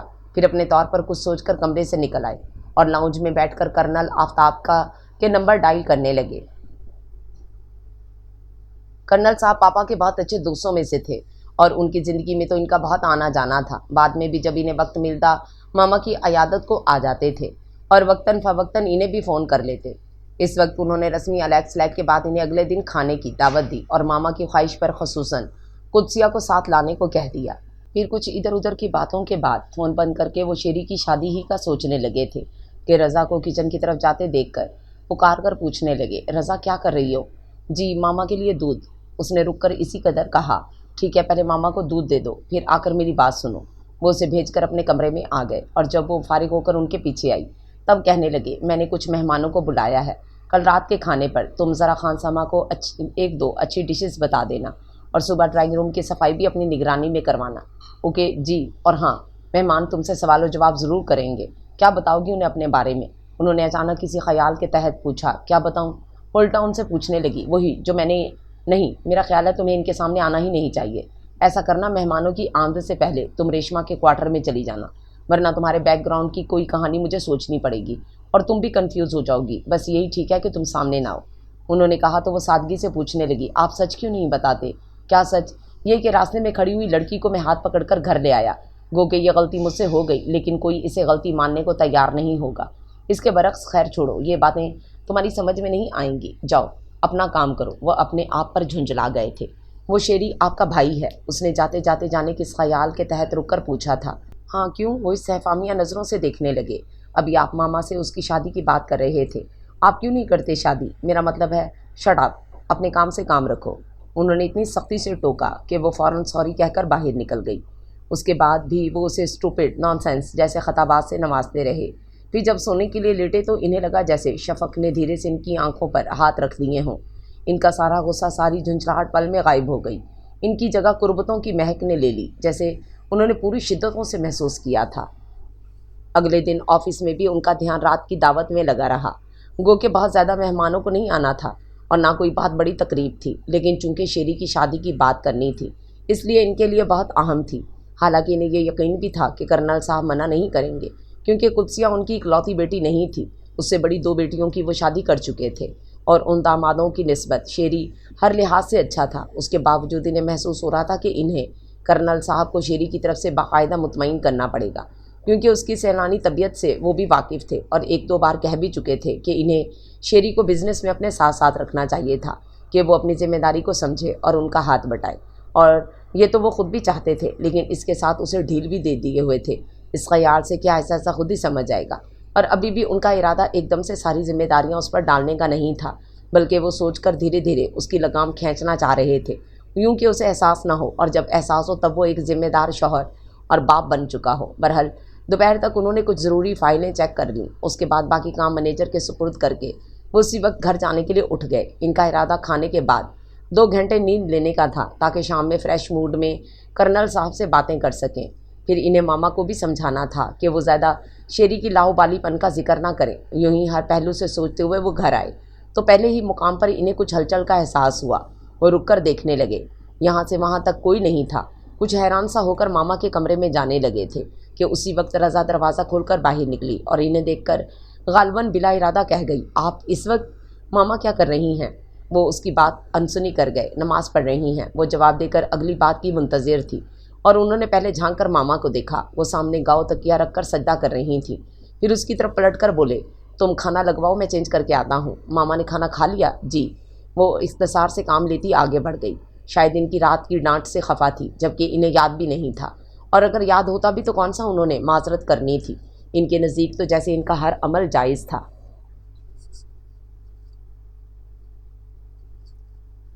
خواہ کسی کی دل آزاری ہو یا دل شکنی، انہیں کوئی پرواہ نہیں تھی۔ ابھی بھی اس کے روٹھے انداز کا کوئی نوٹس لیے بغیر اپنے کمرے میں داخل ہوئے تھے کہ سامنے بیڈ پر شیری کو نیم دراز دیکھ کر جہاں انہیں حیرت ہوئی وہاں ان کے ہونٹوں پر مسکراہٹ پھیلتی چلی گئی۔ You naughty boy! انہوں نے دونوں بازو واہ کر دیے تو وہ ایک ہی جست میں ان کے بازوؤں میں آ سمایا اور خوشی سے بھرپور آواز میں کہنے لگا، راضی آپ نے تو کمال کر دیا، سو کائنڈ آف یو۔ کیا کمال کیا ہے میں نے؟ انہوں نے اس کے دمکتے چہرے کو ہلکے سے تھپ تھپا کر پوچھا۔ میرے لیے سچ مچ لڑکی پسند کر لی، اور وہ بھی ایسی جسے دیکھ کر میں حواس کھو بیٹھا۔ شیری کا انداز ہنوز تھا جس پر وہ محفوظ ہو کر بولے، اچھا پہلے نہیں بتایا تم نے، میں اسی وقت شادی کر کے اسے تمہارے ساتھ بھیج دیتا۔ پہلے میں نے اسے دیکھا کہاں تھا؟ مجھے تو آج ہی دیدار نصیب ہوا ہے۔ بائی دا وے پہلے کہاں تھی؟ کس کی بات کر رہے ہو؟ وہ کچھ ٹھٹکے۔ رضا نام بھی بہت خوبصورت ہے۔ تھینک یو راضی، بس میں فوراً شادی کے لیے تیار ہوں۔ حالانکہ تمام راستہ میں یہ سوچتا آیا تھا کہ شادی سے بچنے کے لیے شاید مجھے آپ کو چکر دینے پڑیں گے، لیکن آپ نے تو مجھے چکر ڈال دیا۔ شیری بولے جا رہا تھا اور ان کی پیشانی پر اسی حساب سے لکیریں نمودار ہو رہی تھیں۔ وہ بمشکل ضبط کے بعد ہاتھ اٹھا کر بولے، بس کرو شیری، تم غلط سمجھ رہے ہو۔ وہ رضا وہ لڑکی نہیں جس کے ساتھ تمہاری شادی ہونی ہے۔ میں نے تمہارے لیے… وہ ایک دم خاموش ہو گئے کیونکہ شیری کے چہرے پر یکلخت مایوسی چھا گئی تھی۔ تبھی ہلکی سی دستک کے بعد وہ دروازے میں نمودار ہو کر بولی، کھانا لگ گیا ہے۔ انہوں نے کچھ چونک کر اسے دیکھا، ایسی گہری تفصیلی نگاہ تھی کہ وہ گھبرا کر فوراً پلٹ گئی۔ راضی کون ہے یہ لڑکی؟ شیری نے انہیں اپنی طرف متوجہ کر کے پوچھا تو فوری طور پر ان کی سمجھ میں نہیں آیا کہ اس کے بارے میں کیا بتائیں۔ تم نے اس سے نہیں پوچھا؟ بہت سوال کیے اور اس نے ہر سوال کا ایک ہی جواب دیا، پتہ نہیں۔ شیری سرسری انداز میں کہتا ہوا صوفے پر دھنس گیا اور یوں دیکھنے لگا جیسے اب سارے جواب وہ دیں گے، لیکن وہ خاصی ناگواری سے بولے، تو بتاؤ، جس لڑکی کو اپنا پتہ نہیں، میں اس کے ساتھ تمہاری شادی کیسے کر سکتا ہوں؟ نہیں شیری، اٹ از ناٹ پاسبل۔ شیری نے خاموشی سے سر جھکا لیا، جانے آتے ہی ان سے الجھنا نہیں چاہتا تھا یا کوئی اور بات تھی۔ وہ کچھ دیر اسے دیکھتے رہے، پھر بڑھ کر اس کا ہاتھ پکڑ کر اٹھاتے ہوئے بولے، چلو کھانا کھا لیں۔ وہ اس کی خاموشی سے ان کے ساتھ چل پڑا اور کھانے کے دوران بھی اس کی خاموشی نہیں ٹوٹی، جو ان کے لیے خاصی آزمائش تھی، کیونکہ اس کی ایک پل کی ناراضی ان سے برداشت نہیں ہوتی تھی، اور اب ان کی سمجھ میں نہیں آ رہا تھا کہ اس کی ناراضی کیسے دور کریں۔ ہمیشہ جس چیز کی اس نے فرمائش کی انہوں نے فوراً پوری کی، لیکن یہ کوئی چیز والا معاملہ نہیں تھا۔ سنو، انہیں اچانک اس کی بات یاد آئی تو کہنے لگے، ابھی کل ہی تو تم نے کہا تھا کہ تم شادی میری اور ماما کی پسند سے کرو گے۔ میں اپنی بات پر قائم ہوں، شیری انتہائی سنجیدگی سے کہہ کر اٹھ کھڑا ہوا۔ تو یہ بھی سن لو کہ میں نے اور ماما نے تمہارے لیے قدسیہ کو پسند کیا ہے، کرنل آفتاب کی بیٹی۔ اسے جانے پر آمادہ دیکھ کر انہوں نے فوراً کہا تو کندھے جھکا کر بولا، کوئی بھی ہو، لیکن شیری اس میں تمہاری خوشی بھی شامل ہونی چاہیے۔ میں تمہارے ساتھ کوئی زبردستی نہیں کرنا چاہتا۔ تم آج قدسیہ سے مل لو، اگر تمہیں پسند آتی ہے تو ٹھیک، ورنہ نہیں راضی۔ جب ایک بات طے ہو گئی تو پھر قدسیہ ہو یا کوئی بھی، میں کسی سے نہیں ملوں گا، اور آپ کو مجھ پر اعتماد ہونا چاہیے۔ میں اپنی بات سے پھرنے والا نہیں ہوں۔ وہ کہہ کر باہر نکل گیا، اور کتنی دیر سوچنے کے بعد وہ وہاں سے اٹھ کر سیدھے ماما کے پاس آئے اور انہیں فی الحال کرنل صاحب سے رشتے کی بات کرنے سے منع کر دیا۔ پھر شام میں جب کرنل آفتاب اپنی فیملی کے ساتھ آئے تو اس وقت شیری گھر میں موجود تھا،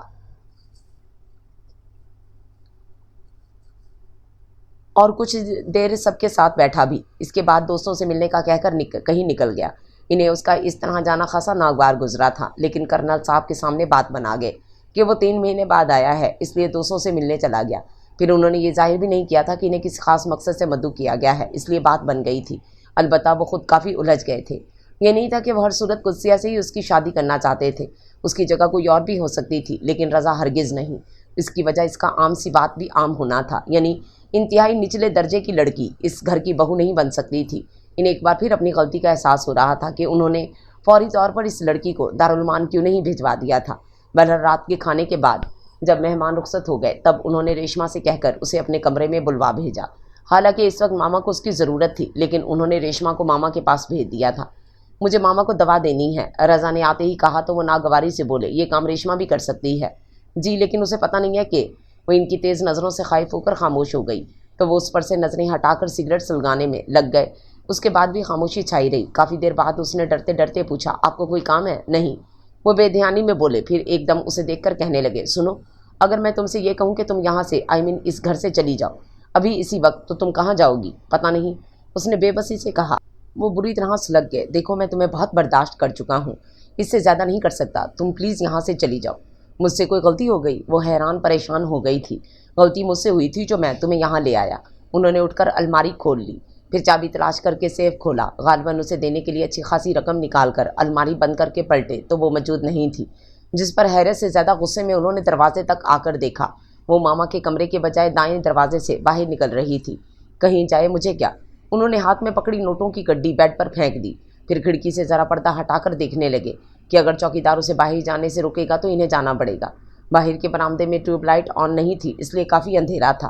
ان کی آنکھیں کافی دیر بعد اسے دیکھ سکیں، وہ بھی اس کے ہلکے رنگ کے کپڑوں کی وجہ سے پتہ چل رہا تھا کہ وہ جا رہی ہے، اور ابھی وہ گیٹ تک نہیں پہنچی تھی کہ چوکیدار نے پورا گیٹ کھول دیا۔ اس کے ساتھ ہی وہ تیز روشنی میں نہا گئی۔ شیری کو بھی اسی وقت آنا تھا۔ انہوں نے جھنجھلا کر پردہ چھوڑ دیا اور خود پر قابو پانے کی کوشش کرنے لگے تاکہ شیری اگر اس کی بابت کوئی سوال کرنے آئے تو وہ آرام سے جواب دے سکے۔ کچھ دیر ادھر ادھر ٹہلنے کے بعد وہ کافی حد تک نارمل ہو کر بیٹھے تھے کہ شیری اس کی کلائی تھامے یوں ان کے کمرے میں داخل ہوا جیسے زبردستی اسے کھینچتا ہوا لایا ہو۔ راضی، یہ رضا اس وقت کہاں جا رہی تھی؟ شیری کے پوچھنے پر وہ یکسر انجان بن گئے۔ کیا مطلب کہاں جا رہی تھی؟ آپ کو نہیں پتا؟ خود اسے بھی نہیں پتا، پھر کسے پتا ہے؟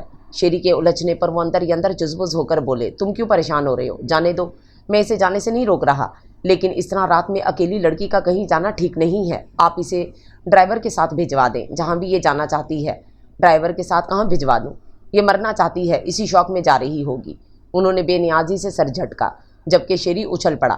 واقعی رضا، تمہیں مرنے کا شوق ہے تو اس کے لیے باہر کہاں جا رہی تھی؟ میں یہی انتظام کر دیتا ہوں۔ شیری ان کی سختی سے ٹوکنے کا اس پر کچھ اثر نہیں ہوا۔ کم آن راضی، اس کے ساتھ ساتھ میرا شوق بھی پورا ہو جائے گا۔ اسے مرنے کا شوق ہے اور مجھے مار کر مرنے کا۔ شیری کے ہلکے پھلکے شوخ انداز کے باوجود انہیں اپنا دل رکتا ہوا محسوس ہوا تھا۔ شیری، میں مذاق میں بھی ایسی بات نہیں سن سکتا، سمجھے تم؟ انہوں نے سخت لہجے میں اسے ٹوک کر فوراً رضا کو مخاطب کیا۔ رضا، تم ماما کے کمرے میں جاؤ، اب پھر غلطی کر رہے ہیں۔ وہ منمنائی، ہاں، اور اس کا خمیازہ تم بھگتو گی، جاؤ۔ انہوں نے کہا تو وہ کچھ نہ سمجھنے والے انداز میں انہیں دیکھتی ہوئی چلی گئی۔ اس کے بعد وہ بے دھیانی میں شیری کو دیکھنے لگے۔ غالباً ان کا ذہن کچھ اور سوچنے میں مصروف تھا۔ راضی، شیری صوفے پر آرام سے بیٹھتے ہوئے کہنے لگا، کوئی الجھن ہے تو مجھ سے کہیے، شاید میں آپ کی کچھ مدد کر سکوں۔ بے شک آپ مجھے کسی قابل نہیں سمجھتے، لیکن فضول بکواس نہیں کرو۔ وہ اسے ٹوک کر بیٹھے تو کہنے لگے، ٹھیک کہا تھا رضا نے، اس سے شادی کرنے والا پاگل ہی ہو سکتا ہے، اور یہ کہ وہ کسی پاگل سے شادی نہیں کرے گی۔ اب بتاؤ اسے کیسے آمادہ کیا جائے؟ پہلے یہ بتائیں پاگل کون ہے، میں یا آپ؟ حالانکہ شیری نے آپ کہنے سے پہلے زبان دانتوں میں دبا لی تھی، اور دیکھنے کے باوجود وہ فوراً بولے تھے، جا کر سو جاؤ، رضا سے میں خود بات کروں گا۔ کیا بات؟ یہی کہ تم زیادہ نہیں، بس تھوڑے سے پاگل ہو، اور اس سے شادی کے بعد تو بالکل ٹھیک ہو جاؤ گے۔ انہوں نے زیر لب مسکراہٹ کے ساتھ کہا تو وہ ایک دم خوش ہو گیا، ویسے ہی جیسے ہمیشہ اپنی بات منوا کر ہوتا تھا۔ تھینک یو راضی، یو آر گریٹ۔ کل تک رضا ایک عام سی لڑکی تھی، اور اب شیری کی بیوی بن کر انہوں نے اسے بہت اہم بنا دیا تھا، اور خود بھی اس کی اہمیت تسلیم کرتے ہوئے پہلے مقام پر ہی شیری کو وارن کر رہے تھے۔ ایک بات سن لو شیری، رضا میری اور ماما کی پسند ہے، تم اس کے ساتھ کوئی زیادتی نہیں کرو گے۔ آپ کی پسند؟ لیکن آپ نے تو نہیں، وہ محض تمہیں جانچنا مقصود تھا، جو میں نے خود سے یا کسی اور کا نام لیا، ورنہ رضا کو ہم پہلے ہی تمہارے لیے پسند کر چکے تھے۔ بے شک رضا سے پوچھ لینا، تمہارے آنے سے پہلے ہی میں اسے تم سے شادی پر آمادہ کر چکا تھا۔ انہوں نے شیری کو باور کروایا تھا، گو کہ اس میں صداقت نہیں تھی، لیکن یہ ان کی خود پسندی تھی کہ جو چیز ان کی ذات یا ان کے خاندان سے منسوب ہو جائے، وہ نہ صرف ان کے لیے اہم ہو جاتی تھی بلکہ اس کی اہمیت ہر ایک سے تسلیم کرواتے تھے۔ اور رضا کو ایک تو انہوں نے پہلے ہی روز سمجھا دیا تھا کہ وہ اپنی کہانی کسی اور کو سنانے کی حماقت نہ کرے، پھر جب اس سے شیری سے شادی کی بات کر رہے تھے تب مزید سمجھا دیا تھا۔ یہی ساری باتیں جو انہوں نے شیری کو باور کروائی تھیں کہ وہ کوئی عام سی لڑکی نہیں ہے، نہ ہی خود چل کر یہاں آئی ہے، بلکہ اعظام راضی بہت اصرار سے اسے اپنے ساتھ لے کر آیا ہے، وغیرہ وغیرہ۔ بہرحال ہمیشہ کی طرح شیری کی پسند اسے سونپ کر وہ اپنی اہمیت بھی جتا گئے تھے، اور یہاں ان کا مقصد شیری پر کچھ دباؤ ڈالنا تھا تاکہ وہ سنجیدہ ہو کر اپنی ذمہ داریوں کا احساس کرے، جو کہ فوری طور پر تو ممکن نظر نہیں آ رہا تھا، کیونکہ شادی کے تیسرے دن وہ رضا کے ساتھ ہنی مون پر نکل گیا تھا، اور ان دونوں کے جانے سے گھر پہلے سے بھی زیادہ ویران لگنے لگا تھا، شاید اس لیے کہ کچھ دن شادی کی رونق رہی تھی، جس کے بعد خاموشی زیادہ محسوس ہو رہی تھی، اور ماما بھی گزشتہ 2-2.5 مہینوں میں رضا سے اتنی مانوس ہو گئی تھی کہ اب ریشما کی ہر بات پر جھنجھلانے لگی تھیں۔ پھر ایک ہفتے بعد ہی شیری اور رضا کی واپسی نے انہیں سچ مچ بہت حیران کر دیا تھا، کیونکہ جاتے ہوئے شیری نے 15 دن کا کہہ کر گئے تھے، اس کے بعد بھی انہیں یقین تھا کہ وہ 1 مہینے سے پہلے نہیں لوٹے گا۔ اس حساب سے اس کی آمد انتہائی غیر متوقع تھی، اور ان کی حیرت بجا تھی۔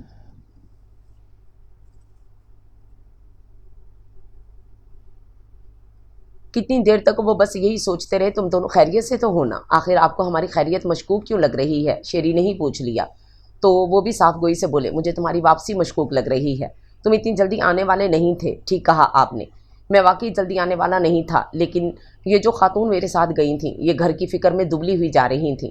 ماما اکیلی ہوں گی، ریشما انہیں دوا وقت پر نہیں دیتی ہوگی، پورا ہفتہ میں یہ جملے سن سن کر بور ہو گیا تھا۔ شاید بہت عرصے بعد انہوں نے بے ساختہ کہکا لگایا تھا۔ رضا نے حیران ہو کر انہیں دیکھا، یہ وہی شخص تھا جس کے ہونٹوں پر مسکراہٹ بھی پہلے دستک دے کر آتی تھی۔ آپ ہنس رہی ہیں؟ جبکہ مجھے بہت غصہ آ رہا ہے۔ شیری رضا کو گھڑتا ہوا اٹھ کر اپنے کمرے میں چلا گیا۔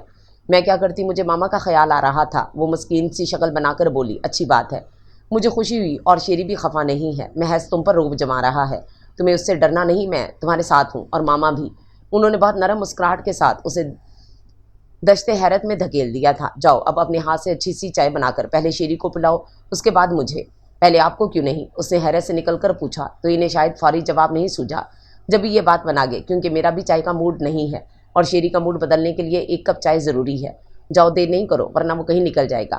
انہوں نے جس طرح جلدی جانے کا اشارہ کیا، وہ اسی تیزی سے کچن کی طرف بھاگی تھی، اور پھر یہ گھر جو شفق کے جانے سے ویران کھنڈر بن گیا تھا، اس میں ویسی ہی رونق، ویسی ہی خوشیاں لوٹ آئی تھیں۔ وہ لڑکی جسے مرنے کے سوا اور کوئی راستہ نظر نہیں آتا تھا، وہ زندگی سے پیار کرنا سیکھ گئی تھی، اور نہ صرف خود خوش تھی بلکہ سب کو خوش دیکھنا چاہتی تھی۔ کسی وقت انہیں حیرت ہوتی کہ وہ کتنی جلدی اس ماحول میں ڈھل گئی تھی جسے ہمیشہ سے یہیں رہتی آ رہی ہو۔ صبح اٹھتی تو اسی وقت سے اس کی آواز سارے گھر میں گونجنے لگتی تھی، ماما کے کمرے میں جاتے ہوئے، پھر ڈائننگ ہال کی طرف بھاگتے ہوئے وہ ساتھ ساتھ شیری کو پکار کر وقت کا احساس دلاتی تھی، اور جب تک شیری کمرے سے نکل کر لان میں ان کے پاس آ کر نہیں بیٹھتا تھا وہ پکارتی رہتی تھی۔ اس کے بعد ناشتے کی ٹیبل پر دونوں کی خوبصورت نوک جھونک شروع ہو جاتی۔ وہ ان دونوں کے معاملے میں نہیں بولتے تھے، بس سنتے رہتے، البتہ جب دونوں سنجیدہ ہونے لگتے تب ٹوک دیتے، اور بہت نرمی سے دونوں کے درمیان صلح کرا دیتے۔ پھر شام کا سارا وقت ایک ہلچل سی رہتی تھی، کبھی دبی سی ہنسی، کبھی بے ساختہ کہکے جن میں چوڑیوں کی چھنکار بھی شامل ہوتی۔ 3 مہینے ہو گئے تھے، اور اس عرصے میں اس نے شیری کو خاصا پابند کر لیا تھا۔ یعنی صبح وہ ان کے ساتھ آفس جاتا، البتہ واپسی ان سے 1 گھنٹہ پہلے ہوتی تھی، اور اس کے لیے بھی انہوں نے خود اسے اجازت دی تھی، کیونکہ انہیں اکثر بہت دیر ہو جاتی تھی اور آفس سے نکل کر وہ سیدھا گھر ہی جاتا تھا۔ اپنے سارے دوستوں کو اس نے اگر چھوڑا نہیں تھا تو پہلے کی طرح وقت بے وقت ان کی طرف بھاگتا بھی نہیں تھا، اور فی الحال ان کے لیے یہی بہت تھا۔ گوگے بزنس کے معاملات سمجھنے میں شیری ان کے ساتھ تعاون نہیں کر رہا تھا، اس کے باوجود وہ یہ مطمئن تھے کہ جب آفس آنے لگا ہے تو کچھ عرصے میں سنجیدہ بھی ہو جائے گا۔ اس کے لیے انہوں نے اس پر ایک دم سے دباؤ ڈالنا مناسب بھی نہیں سمجھا تھا۔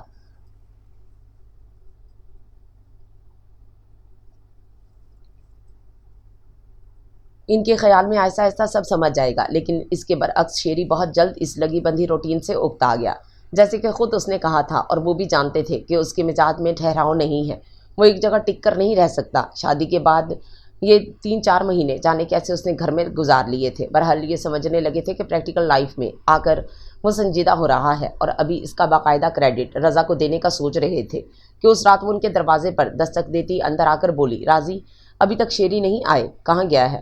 انہوں نے گھٹنوں پر رکھی موٹی سی کتاب پر سے نظریں ہٹا کر اسے دیکھا تھا۔ یہ تو آپ کو پتہ ہوگا کیونکہ وہ آفس سے ہی نہیں آئے، اس نے کہا تو انہوں نے رسٹ واچ پر نظر ڈالی۔ 10 بج رہے تھے جبکہ وہ آفس سے 4 بجے ہی نکل گیا تھا۔ کسی کام میں دیر ہوگی، تم فکر نہیں کرو، آ جائے گا۔ کچھ دیر رک کر انہوں نے اسے اطمینان دلایا اور پھر پوچھنے لگے، تم نے کھانا کھا لیا؟ نہیں، شیری آئیں گے تو ان کے ساتھ کھاؤں گی، اور اگر وہ کھا کر آیا، بلکہ میرا خیال ہے وہ کھا کر ہی آئے گا، اس لیے تم اس کے انتظار میں بیٹھی مت رہو، جاؤ کھانا کھا لو۔ مجھے ابھی بھوک نہیں ہے، پھر اپنے آپ سے بولی تھی، شیری کو اگر دیر سے آنا تھا تو فون کر دیتے، اس بات پر اس کی کھینچائی کر سکتی ہو۔ وہ اس کی خود کلامی سن کر بولے، ضرور کروں گی، وہ بھی آپ کے سامنے۔ اگر آپ کوئی ضروری کام نہیں کر رہے تو میں یہاں بیٹھ جاؤں؟ اصل میں ماما بھی سو گئی ہیں اور میں بہت بور ہو رہی ہوں۔ وہ ان کے اس بات میں سر ہلانے پر فوراً آ کر بیٹھ گئی اور کتاب کی طرف اشارہ کر کے پوچھنے لگی، کیا پڑھ رہے تھے آپ؟ کوئی خاص کتاب نہیں ہے، انہوں نے کتاب بند کر کے ایک طرف رکھ دی تو وہ ہنس پڑی، کیونکہ ان کا انداز ایسا تھا کہ کہیں وہ کتاب مانگ نہ لے، اور وہ اس کے ہنسنے پر کچھ خجل سے ہو گئے تھے۔ آپ میری سمجھ میں نہیں آتے، وہ سادگی سے گویا ہوئی، میں جب بھی آپ کے بارے میں سوچنے لگتی ہوں الجھ جاتی ہوں۔ کیوں؟ وہ کچھ غور سے اسے دیکھنے لگے تھے، کیونکہ اس عرصے میں آپ کے کئی روپ میرے سامنے آئے ہیں۔ پہلے روز آپ مجھے بہت بے رحم اور ظالم لگے تھے، پھر آپ نے ماما کی وجہ سے مجھ پر جو مہربانی کی، اس سے میں آپ کو خود غرض سمجھنے لگی تھی، اور ان باتوں کے ساتھ ساتھ آپ کہیں کہیں بہت نرم اور محبت کرنے والے بھی لگتے تھے۔ وہ بڑے آرام سے ان کی شخصیت کے مختلف پہلوؤں کو ان کے سامنے بیان کر رہی تھی۔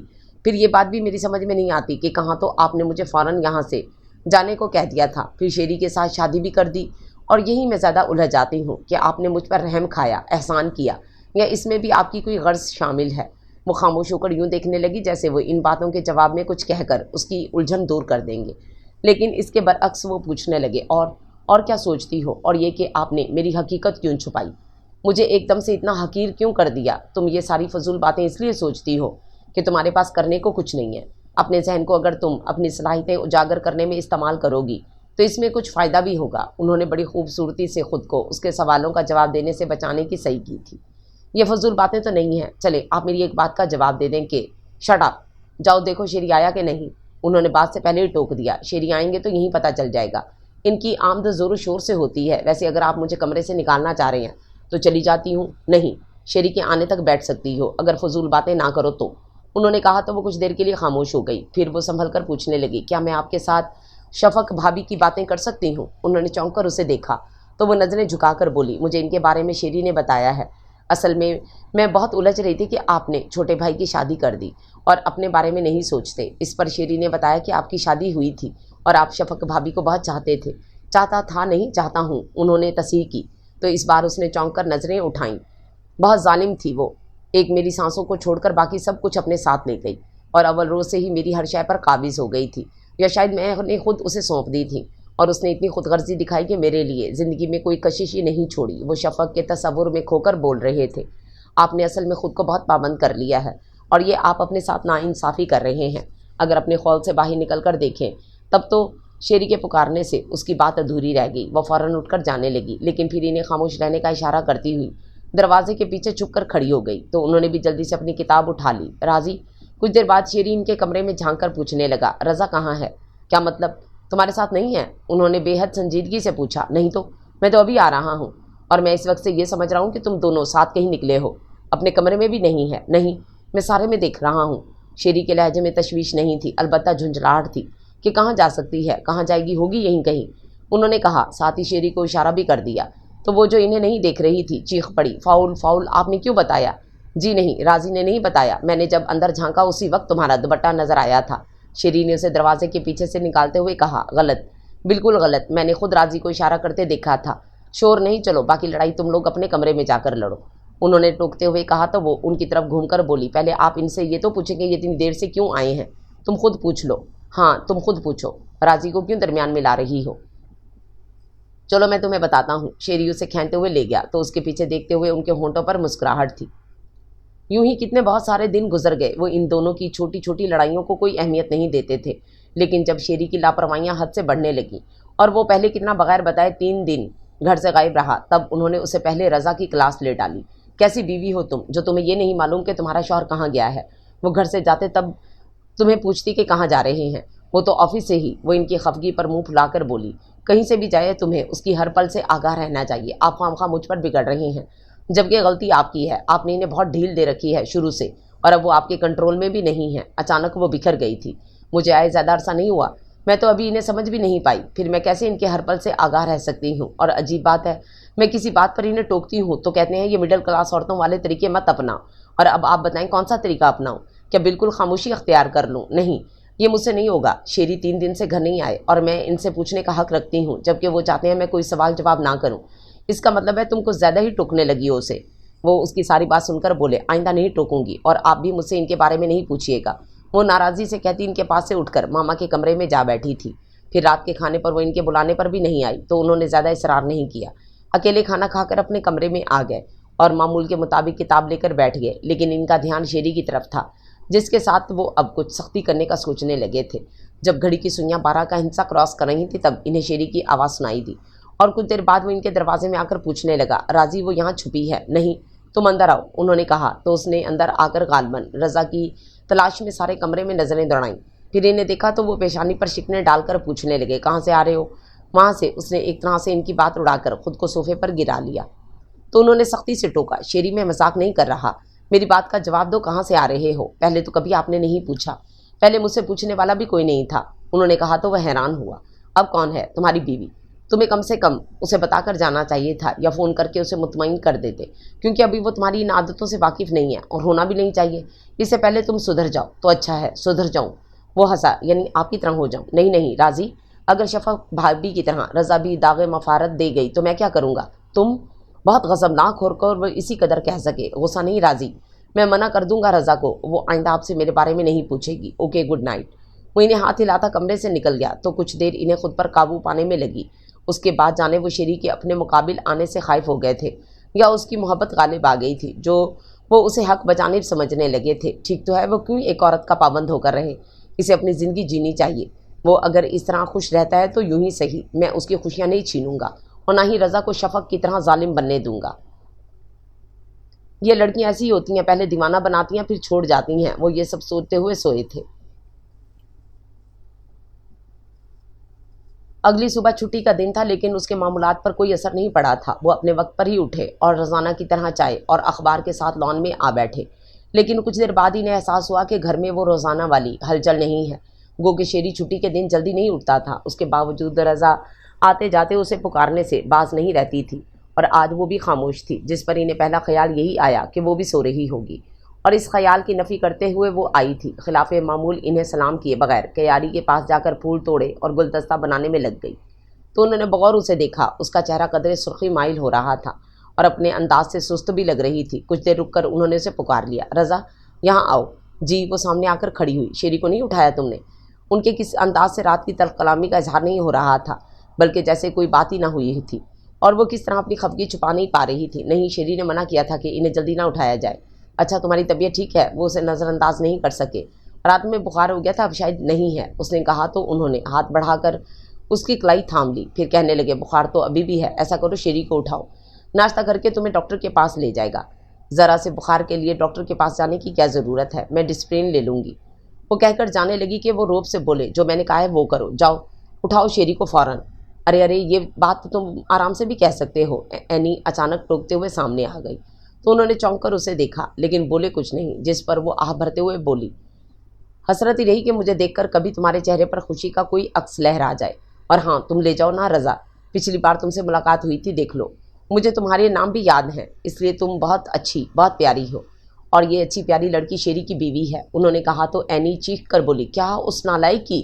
مجھے اس سے پوری ہمدردی ہے۔ رضا جاؤ، اینی کے لیے اچھے سے ناشتے کا انتظام کرو، ورنہ یہ یوں ہی الٹا سیدھا بولتی رہے گی۔ انہوں نے سہولت سے اسے وہاں سے بھیج دیا، پھر اینی کی طرف متوجہ ہو کر کہنے لگے، تمہیں اس کے سامنے ایسا نہیں کہنا چاہیے تھا، وہ بے وقوف سی لڑکی جانے کیا سمجھ بیٹھے۔ بے وقوف ہے تو کچھ نہیں سمجھے گی۔ خیر یہ بتاؤ، تم نے مجھے شیری کی شادی میں کیوں نہیں بلایا؟ تم اپنا عطا پتہ چھوڑو تب تو۔ نو، یہ عذر نہیں مانا جائے گا، کیونکہ میرے پیرنٹس یہیں رہتے ہیں۔ تمہیں اگر بلانا ہوتا تو ان سے میرا عطا پتہ معلوم کر سکتے تھے۔ اینی نے فوراً ٹوک کر کہا تو وہ کندھے اچکا کر بولے، چلو آئندہ ایسا ہی کروں گا۔ آئندہ یعنی اپنی شادی میں؟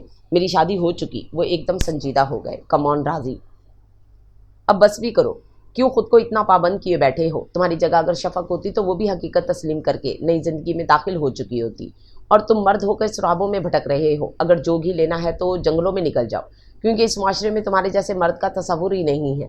یہاں تو لوگ بیوی کے مرنے کا بھی انتظار نہیں کرتے۔ اینی نے بہت ہلکے پھلکے انداز میں انہیں جھنجھوڑنا چاہا تھا، اور انہوں نے بھی بہت ضبط کا مظاہرہ کیا، جو دھیرے سے بولے، اور سنو، اپنی بکواس یہیں ختم کر دو اور چلو ناشتہ کرو۔ ناشتے کے بعد تم میرے ساتھ چلو گی، کوئی بہانہ نہیں چلے گا، کیونکہ میں صرف 2 دن کے لیے آئی ہوں، اور آج کے دن میں تمہارے ساتھ بور ہونا چاہتی ہوں۔ وہ روانی سے اپنا پروگرام بتاتے ہوئے ان کے ساتھ ڈائننگ ہال میں آئی، اور انہوں نے اختلاف یوں نہ کیا کہ سمجھ گئے تھے وہ کچھ نہیں سنے گی۔ جب ناشتے کے بعد چپ چاپ تیار ہونے چلے گئے، کچھ دیر بعد اپنے کمرے سے نکلے تو اینی رضا کے ساتھ لاؤنج میں بیٹھی نظر آئی۔ انہیں دیکھتے ہی اٹھتے ہوئے بولی، گڈ، آج میں تمہیں اچھا دوست کہہ سکتی ہوں۔ وہ اس کی بات نظر انداز کر کے رضا سے مخاطب ہوئی، رضا میں ایک کام سے اینی کے ساتھ جا رہا ہوں، ماما کو بتا دینا، اور ہاں، تم شیری کے ساتھ ڈاکٹر کے پاس ضرور چلی جانا، اوکے؟ جی۔ وہ کچھ آزردہ سی بیٹھی تھی، اور اعظام راضی نے اس کے سرخ اور ملول چہرے سے یہ تو جان لیا تھا کہ اس کی طبیعت ٹھیک نہیں ہے، لیکن اس کی آزردگی محسوس نہیں کی تھی، یا ہو سکتا ہے ان کے نزدیک اس کی کوئی اہمیت ہی نہ ہو۔ جبھی یہ بڑے آرام سے اینی کے ساتھ نکل گئے۔ تم شادی کیوں نہیں کر لیتی تاکہ مجھ جیسے لوگوں کی جان چھوٹ جائے؟ انہوں نے بہت دیر بعد اینی کے بے مقصد سڑکیں ناپنے پر اکتاہٹ کا مظاہرہ کیا تھا۔ فکر نہیں کرو، میں شادی کے بعد بھی تمہاری جان نہیں چھوڑوں گی، کیونکہ مجھے کبھی کبھی خود کو اذیت دینا اچھا لگتا ہے۔ اینی کی مسکراہٹ سے وہ بری طرح سے لگ گئے۔ کیا مطلب ہے تمہارا؟ سمجھ تو گئے ہو، پھر کیوں پوچھ رہے ہو؟ یعنی میرے پاس آ کر تم اذیت محسوس کرتی ہو، انہوں نے کہا تو وہ زور سے ہنسی، پھر کہنے لگی، مجھے لگتا ہے راضی، کسی دن اچانک ٹھوکر سے تمہارا سارا غرور چکنا چور ہو جائے گا، اس کے بعد تم جھولی پھیلا کر رحم کی بھیک مانگتے نظر آؤ گے، اور میں دعا کرتی ہوں کہ جس سے تم رحم کی بھیک مانگو وہ تمہاری طرح ظالم ہو۔ Shut up Annie, shut up. وہ اندر ہی اندر تل ملا گئے تھے، لیکن بظاہر یوں مسکرا کر بولے جیسے اس نے بہت خوبصورت الفاظ میں انہیں سراہا ہو۔ صرف میں نہیں، سارا شہر کہتا ہے۔ وہ قدسیہ کو جانتے ہو؟ کرنل آفتاب کی بیٹی۔ اس کا کہنا ہے کہ اگر اس کا بس چلے تو تم دونوں بھائیوں کو چوراہے پر کھڑا کر کے گولی سے اڑا دے۔ اینی نے خاصے محفوظ انداز میں کہا تو ان کی پیشانی پر بے شمار شکنیں پڑ گئیں۔ کیوں؟ کیونکہ تم دونوں بھائی گو کے ایک دوسرے سے بہت مختلف ہو، لیکن ایک ہی کام کر رہے ہو، یعنی شہر کی آدھی لڑکیوں کو شیری نے لفٹ دے کر پاگل بنایا ہوا ہے، اور باقی آدھیوں کو تم نے لفٹ نہ دے کر۔ اینی کا شوخ و شنگ انداز برقرار تھا، اور بات کے اختتام پر ہنسی بھی، جس سے وہ سلگ کر بولے، قدسیہ کس کے کھاتے میں جاتی ہے، شیری کے یا میرے؟ یہ تو اس نے نہیں بتایا۔ ویسے وہ کہتی ٹھیک ہے کہ تم یا تو فوراً شادی کر لو، یا پھر شفق کا مزار بنوا کر اس پر جا بیٹھو، بہتوں کا بھلا ہو جائے گا۔ نان سینس، میں تو اسے خاصی سمجھدار لڑکی سمجھتا تھا، اور شیری آ کر رضا کو پسند نہ کرتا تو میرا ارادہ قدسیہ کے ساتھ اس کی شادی کرنے کا تھا، بلکہ میں پروپوزل لے کر جانے والا بھی تھا۔ چلے جاتے تو اچھا تھا، ذرا ریجیکٹ ہونے کا مزہ بھی چکھ لیتے۔ اینی نے فوراً کہا تو وہ تفاخر سے بولے، امپاسبل۔ قدسیہ یہ ساری باتیں کر ہی اس لیے رہی کہ اسے لفٹ نہیں ملی۔ نہیں، تمہیں پتہ نہیں ہے، شیری نے اسے اپنے جال میں پھنسانے کی بہت کوشش کی تھی، لیکن اس نے لفٹ نہیں کرائی۔ میں چشم دید گواہ ہوں، ایک بار بھرے مجمع میں اس نے شیری کے منہ پر تھپڑ مارا تھا۔ اینی نے ان کا رنگ بدلتا چہرہ مرر میں دیکھا۔ اچھا، پھر وہ میری طرف سے لفٹ نہ ملنے پر پاگل ہو رہی ہوگی، انہوں نے توہین کے جواب میں قدسیہ کا تمسخر اڑایا۔ او نو راضی، بہت چھوٹی ہے وہ تم سے۔ اینی نے احتیاط سے موڑ کاٹتے ان سے اختلاف کیا، پھر کہنے لگی، خیر چھوڑو اسے، یہ بتاؤ تم شیری کو کیوں نہیں سمجھاتے؟ اب تو شادی بھی ہو گئی ہے اس کی، اور بیوی ماشاءاللہ بہت خوبصورت ہے، پھر وہ دوسری لڑکیوں کے پیچھے کیوں بھاگتا ہے؟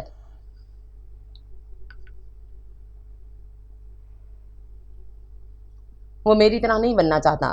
اس کا کہنا ہے کہ اگر رضا اسے داغ مفارت دے گئی تو وہ کیا کرے گا؟ انہوں نے شیری کی بات یوں دہرائی جیسے اس سے اتفاق کر رہے ہوں۔ जिस पर वो अफसोस से बोली, ये उसकी सोच है और तुम भी बजाय समझाने के उसे सही मान रहे हो। मेरी जगह अगर तुम होती तो तुम भी यही करती। हो सकता है एनी ने महज इस मौजू को ख़त्म करने के गर्ज से कहा था। फिर अपने फेवरेट रेस्टोरेंट में लंच के बाद इन्हें घर छोड़ने आई तो वो उजलत में किसी काम का बहाना करके बाहर से ही रुखसत हो गई।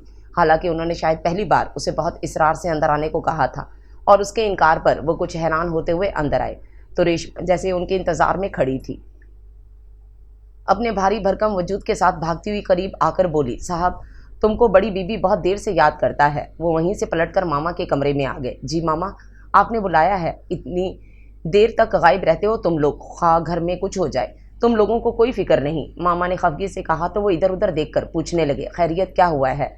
रज़ा रात से बुखार में पड़ी है और कोई उसे डॉक्टर के पास ले जाने वाला नहीं है। क्यों? शेरी कहाँ है? वो कभी बताकर जाता है? मामा तल्ख व तुर्श हो रही थीं। उन्होंने कुछ देर रुककर उनकी खफगी दूर की, फिर रेशमा से कहकर रज़ा को बुलवाया और वहीं से बाहर निकल आए। तुमने शेरी से कहा था कि तुम्हें डॉक्टर के पास ले जाए? गेट से गाड़ी निकालते ही उन्होंने उससे पूछा। जी, वो कह रहे थे कि उनकी आज कोई ज़रूरी मीटिंग है। उसने कहा तो वो बस हूँ करके रह गए, जबकि जहन शेरी की ज़रूरी मीटिंग में उलझने लगा था और शायद इसलिए उनका ध्यान रास्ते से भी हट गया। कितने क्लिनिक निकल गए। जब रज़ा ने टोका तब इन्हें एहसास हुआ तो वह संभल कर जो क्लिनिक सामने आया वहीं गाड़ी रोक दी, फिर उसे डॉक्टर के कमरे में भेजकर खुद राहदारी में ही रुक गए, क्योंकि इन्हें कुछ अजीब सा लग रहा था। वैसे भी ये इनका काम नहीं था। मामा के ख्याल से रज़ा को ले तो आए थे और अब अंदर ही अंदर तिल मिलाए जा रहे थे। अरे इज़ाम राजी, कैसे हैं आप? अपने कमरे से निकलकर डॉक्टर इमरान मलिक ने अचानक इन्हें मुखातिब किया तो वो चौंक कर बस इसी कदर कह सके, जी बहुत दिनों बाद आए, क्या आप मामा को लेकर आए हैं? डॉक्टर इमरान ने पूछा तो वो खासे जुज़बुज़ होकर बोले, नहीं वो शेरी की मिसेज़ हैं। अब क्या हुआ उसे? अभी कुछ दिन पहले तो शेरी लेकर आया था उसे अबॉर्शन के सिलसिले में। क्या? फिर डॉक्टर इमरान अपने पेशावराना अंदाज में बोल रही थी और वो एकदम सन्नाटे में आ गए। मैंने बहुत समझाया था शेरी को कि अगर बच्चा नहीं चाहिए तो एहतियात करें, बार बार अबॉर्शन से औरत की सेहत तबाह हो जाती है और फिर वो बच्चा पैदा करने के काबिल भी नहीं रहती। पहले कितने बच्चे हैं उसके? जी। कमरे से निकलती रज़ा को देखकर वो चकरा गए। तभी इधर से किसी ने डॉक्टर इमरान को पुकार दिया और इनके जाने से पहले वो तेज़ कदमों से बाहर निकल आए। कुछ देर बाद जैसे ही रज़ा गाड़ी में बैठी उन्होंने स्पीड से गाड़ी भगा दी। आते हुए उनका जहन शेरी की ज़रूरी मीटिंग में उलझा था और अब वो शदीद शौक में थे। साथ बैठी लड़की की तरफ ध्यान ही नहीं दिया जिस पर बुखार और कमज़ोरी के बाइस गनुदगी तारी हो रही थी। जब गेट से अंदर ले जाकर गाड़ी रोकी तब उसे देखा और कदरे नरमी से उसका कंधा हिलाकर बोले, रज़ा अंदर चलो। वो चुपचाप उतर कर चल पड़ी तो बिल्कुल गैर इरादी तौर पर उन्होंने फ़ौरन पीछे से आकर उसे कंधों से थाम लिया था। तुम्हें मुकम्मल तौर पर दूसरों पर इन्हिसार नहीं करना चाहिए। वो रज़ा को उसके कमरे में लेटाते हुए कहने लगे, तुम पर कोई पाबंदी तो नहीं है। आइंदा किसी भी काम के लिए इंतज़ार में मत बैठी रहना कि कोई आएगा तभी तुम्हारा काम होगा। अपना ख्याल रखा करो और दवा वक्त पर लेना, या ये भी मुझे आकर देनी पड़ेगी। नहीं, मैं ले लूँगी। वो मुस्कुराने की कोशिश में नाकाम होकर बेबस लग रही थी। ओके, दवा के साथ आराम भी करना। वो ताकीद करते उसके कमरे से निकल आए और उसी वक्त से शेरी का इंतज़ार करने लगे, क्योंकि अभी कल ही तो वो 3 दिन के बाद आया था, इसलिए इन्हें यकीन था कि इतनी जल्दी वो इतने दिनों के लिए गायब नहीं होगा। यानी उसकी आमद यकीनी थी। रात का खाना उन्होंने उसके इंतज़ार में बहुत देर से खाया।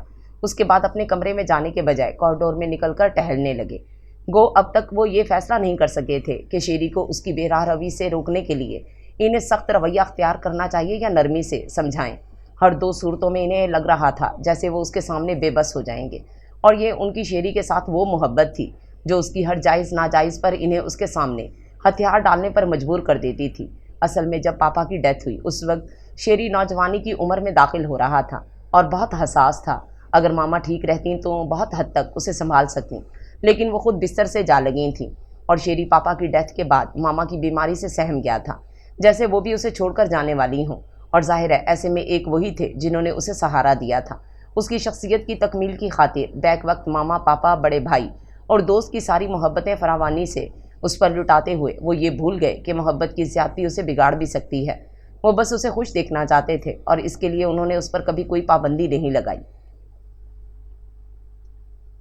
जो उसने कहा पूरा किया। उनकी अपनी ज़िंदगी में तो शफ़क़ के बाद कुछ रहा ही नहीं था और उसे वो भरपूर ज़िंदगी देना चाहते थे। जब ही उसकी इस बात से भी इत्तफ़ाक़ कर लिया था कि सिर्फ रज़ा के साथ उसे पाबंद होकर नहीं रहना चाहिए, लेकिन ये उन्होंने सोचा भी नहीं था कि वो इस हद तक गिर जाएगा।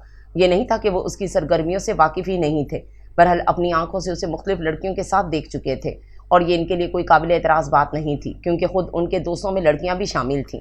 پھر شیری کا اکثر 3 دن گھر سے غائب رہنا بھی ان سے پوشیدہ نہیں تھا، اور یہیں وہ مات کھا گئے تھے جو شیری کی بات کا یقین کر کے یہ سمجھتے تھے کہ وہ اپنے دوستوں کے ساتھ اچانک پروگرام کے تحت شہر سے باہر کہیں ادھر ادھر نکل جاتا ہے۔ اپنے طور پر انہوں نے کبھی کھوج لگانے کی کوشش ہی نہیں کی۔ وہ یہ اندھا اعتماد تھا جس کا ناجائز فائدہ اٹھا کر اس نے صرف ان کی اور اپنی نہیں بلکہ پورے خاندان کی رسوائی کا سامنا کر دیا تھا، جبکہ اب انہیں اپنی ہستی کا غرور بے حد عزیز تھا، اور جس شان سے زندہ تھے اس میں رتی برابر کمی کا تصور بھی نہیں کر سکتے تھے۔ یہاں تک کہ جس چیز پر ہاتھ رکھتے اسے بھی اہم بنا کر دوسروں سے اس کی اہمیت تسلیم کروا لیتے تھے، اور یہ صرف ان کا انداز نہیں تھا، اس میں یقیناً ان کی شعوری کوششوں کا بھی دخل ہوتا تھا۔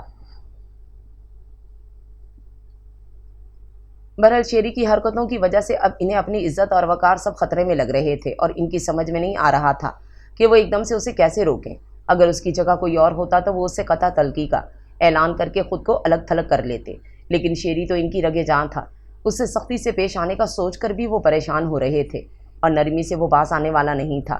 اس کے علاوہ کوئی تیسرا راستہ سوچتے سوچتے حقیقتاً ان کا ذہن تھک گیا تھا، اور مسلسل ٹہلنے سے ٹانگیں بھی ادھر گھڑی کی سوئیاں ایک کا ہنسا کراس کر رہی تھیں۔ انہوں نے رک کر ہر سو پھیلی خاموشی میں کوئی آواز سننے کی کوشش کی، پھر مایوس ہو کر اندر آئے تو حسب عادت پہلے ماما کے کمرے میں جھانک کر ان کے آرام سے سونے کا اطمینان کیا، پھر اپنے کمرے میں جا رہے تھے کہ عقب سے رضا نے پکار کر پوچھا، راضی شیری نہیں آئے؟ انہوں نے چونک کر پلٹ کر دیکھا، وہ اپنے کمرے کے دروازے میں کھڑی تھی۔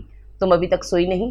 وہ اس کا سوال نظر انداز کر گئے۔ میں ابھی اٹھی ہوں، میں جو دوا لے کر سوئی تھی اس کے بعد کسی نے اٹھایا نہیں، اب اپنی آپ آنکھ کھل گئی۔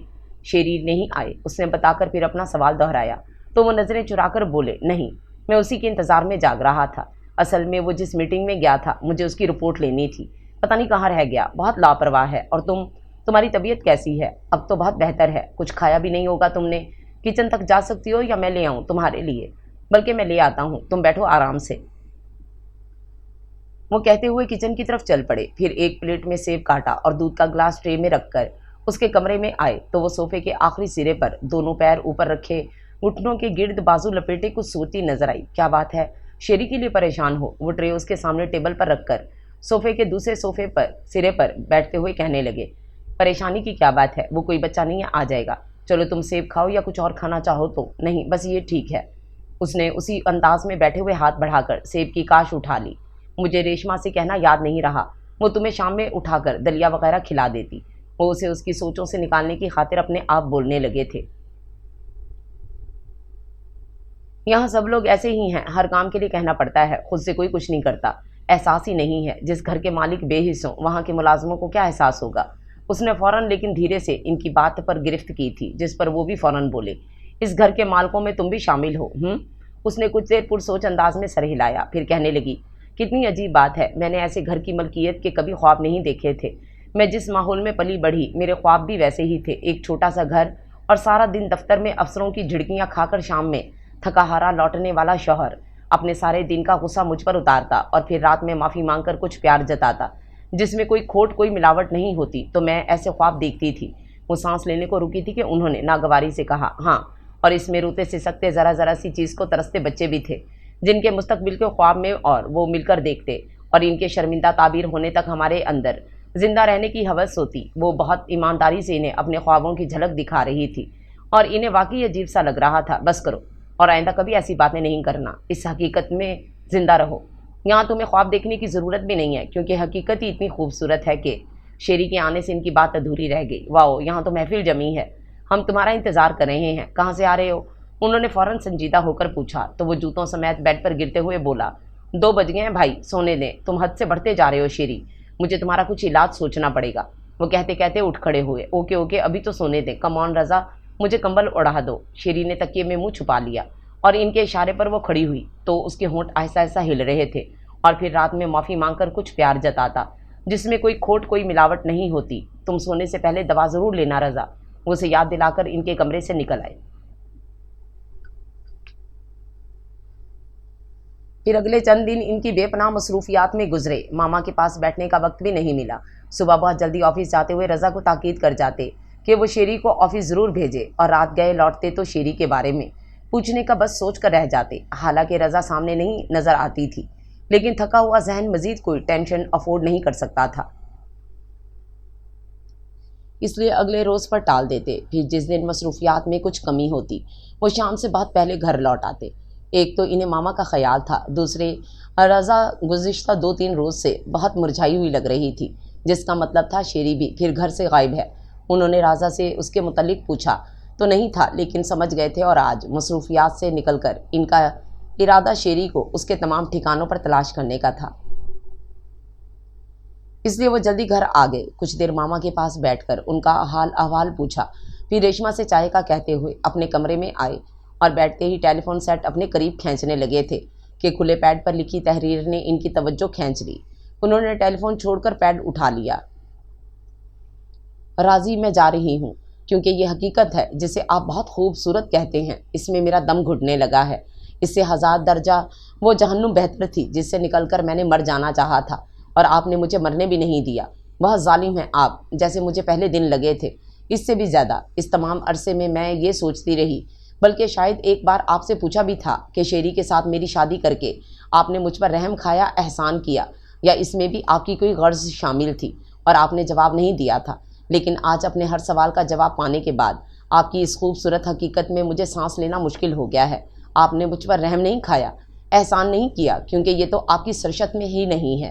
البتہ خود غرضی اور ظلم ہو سکتا ہے، کیونکہ میں یہ مان ہی نہیں سکتی کہ آپ کو شیری کی سرگرمیوں کا علم نہ ہو، اور سب کچھ جانتے ہوئے بھی آپ نے اس آوارہ بد کردار کے ساتھ میری شادی کر دی۔ بات صرف اتنی سی نہیں ہے کہ میں نے ڈاکٹر عمران کی باتیں سن لی تھیں، جو وہ کہہ رہی تھیں کہ شیری اپنی بیوی کا ابارشن کرانے کے لیے لے آیا تھا۔ اس کے بعد ایک اور لڑکی جو ابھی 3-4 روز پہلے اسے ڈھونڈتی ہوئی یہاں گھر آئی تھی، وہ بھی اس کے بچے کی ماں بننے والی تھی۔ اس کے علاوہ جانے کتنی لڑکیاں ہوں گی، آپ اگر نہیں جانتے تو بہت جلد جان لیں گے، کیونکہ جو کھیل شیری باہر کھیلتا رہا ہے وہ اب گھر کے اندر کھیلنے لگا ہے۔ کل رات وہ ایک لڑکی کے ساتھ انیکسی میں تھا، اور ہو سکتا ہے آج اپنے بیڈ روم میں ہو، اس لیے میں اس کی آمد سے پہلے ہی جا رہی ہوں۔ یہ نہیں ہے کہ میں نے اسے روکنے کی کوشش ہی نہیں کی۔ اس رات جب آپ میرے کمرے میں بیٹھے تھے، شیری آیا تھا آپ کے جانے کے بعد، میں نے اسے سمجھانے کی کوشش کی کہ وہ میرا نہیں تو اپنے ہونے والے بچے کا خیال کرے۔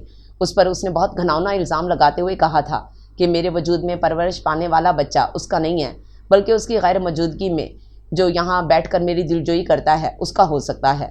اوہ راضی، کیا اس دن کے لیے مجھے آپ نے زندگی کی طرف گھسیٹا تھا؟ اس سے تو اچھا تھا میں پھوپھا سے شادی کر کے ان کے بچوں کو پالتی۔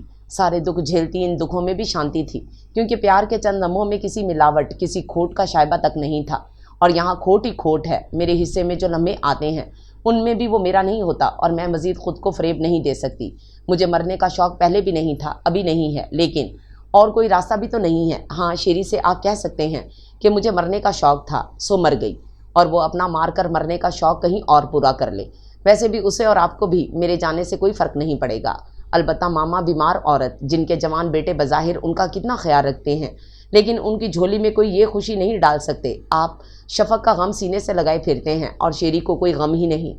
دونوں اپنی اپنی دنیا میں مگن ہیں، اور اس عورت کی کوئی پرواہ نہیں جو اس گھر کو اپنے پوتے پوتیوں کی آوازوں سے گونجتا ہوا دیکھنا چاہتی ہے، اور میں عنقریب ان کی آرزو پوری کرنے والی تھی، اپنے وجود میں پرورش پانے والا ان کی جھولی میں ڈال کر، لیکن اب یہ ممکن نہیں ہے۔ اس لیے شفق کی طرح میں بھی اپنے بچے کو اپنے ساتھ لے جا رہی ہوں۔ ہو سکتا ہے آپ کی عمر کو پہنچ کر شیری بھی یہ کہے کہ بڑی ظالم تھی، اور رضا ایک میری سانسوں کو چھوڑ کر سب کچھ اپنے ساتھ لے گئی۔ میرے خدا، انہوں نے دونوں ہاتھوں میں سر تھام لیا اور چند لمحے یوں ہی بیٹھے رہے، پھر بالوں کو مٹھیوں میں جکڑ کر سر کو زور زور سے جھٹکے دینے لگے، کیونکہ ذہن میں کچھ آوازوں کی باز گزشت گونجنے لگی تھی۔ مجھے لگتا ہے راضی، کسی دن اچانک ٹھوکر سے تمہارا سارا غرور چکنا چور ہو جائے گا، پھر تم جھولی پھیلا کر رحم کی بھیک مانگتے نظر آؤ گے۔ او شٹ اپ! وہ چیخے تھے، تبھی ریشما چائے لے کر آئی اور بہت عجلت میں کپ ان کے سامنے رکھ کر جانے لگی، تو انہوں نے پکار کر پوچھا، ریشما، رضا کہاں ہے؟ پتہ نہیں صاحب، وہ تو دوپہر میں گئی تھی۔ اکیلی؟ وہ بمشکل اپنی پریشانی چھپا کر لہجے کو نارمل رکھ رہے تھے۔ نہیں صاحب، ڈرائیور کے ساتھ گاڑی میں گئی تھی، ریشما نے بتایا تو اسے جانے کا اشارہ کرتے ہوئے فوراً اٹھ کر باہر نکل آئے اور کوریڈور میں ہی اونچی آواز میں ڈرائیور کو پکارا، رضا بی بی کو تم لے کر گئے تھے؟ انہوں نے بظاہر سرسری انداز میں پوچھا۔ جی صاحب۔ واپسی کا کیا کہا تھا انہوں نے؟ جی کہہ رہی تھی کہ وہ خود آ جائیں گی۔ اچھا، تم نے کہاں چھوڑا تھا انہیں؟ کلفٹن۔ ڈرائیور کا ایک لفظ ان کی سماعتوں پر ہتھوڑے کی طرح لگا تھا، پھر بھی ایک وہم سی آس کے سہارے پوچھنے لگے، کلفٹن کسی کے گھر یا سمندر پر؟ اس جواب نے انہیں ایک لمحے کو سن کر دیا تھا۔ लेकिन दूसरे पल वो बहुत तेज़ी से अपनी गाड़ी की तरफ बढ़े थे। और फिर उन्होंने ना सिर्फ सारा साहिल छान मारा, बल्कि रात तक वहीं खड़े रहे कि किसी हादसे का कुछ पता चले। लेकिन वहाँ ऐसी कोई बात नहीं थी। तफरीह के लिए आए हुए लोग हमेशा की तरह लहरों से खेल रहे थे। किसी के चेहरे पर कोई खौफ नहीं था। उसके बावजूद इन्हें इत्मीनान नहीं हुआ। इसके बरक्स इस ख्याल की गिरफ्त मजबूत थी कि वो किसी की नज़रों में आए बगैर समंदर में उतर गई है। अगर उस रोज़ जब उन्होंने उसे घर से जाने को कहा था तो वो किसी हादसे का शिकार होती तो शायद इन्हें कोई अफसोस ना होता। लेकिन अब वो शेरी की बीवी ही नहीं, उसके बच्चे की माँ भी बनने वाली थी। यानी इनके ख़ानदान की नस्ल बढ़ाने की सजावार होकर वो उनके लिए बहुत अहम हो गई थी। इसके लिए वो कुछ भी कर सकते थे। और कितनी नादान थी वो जो इन्हें बताए बगैर चली गई थी। इनकी समझ में नहीं आ रहा था कि वो उसे कहाँ से और कैसे वापस लाएं। रात की तारीकी में अब सिर्फ लहरों का शोर सुनाई दे रहा था।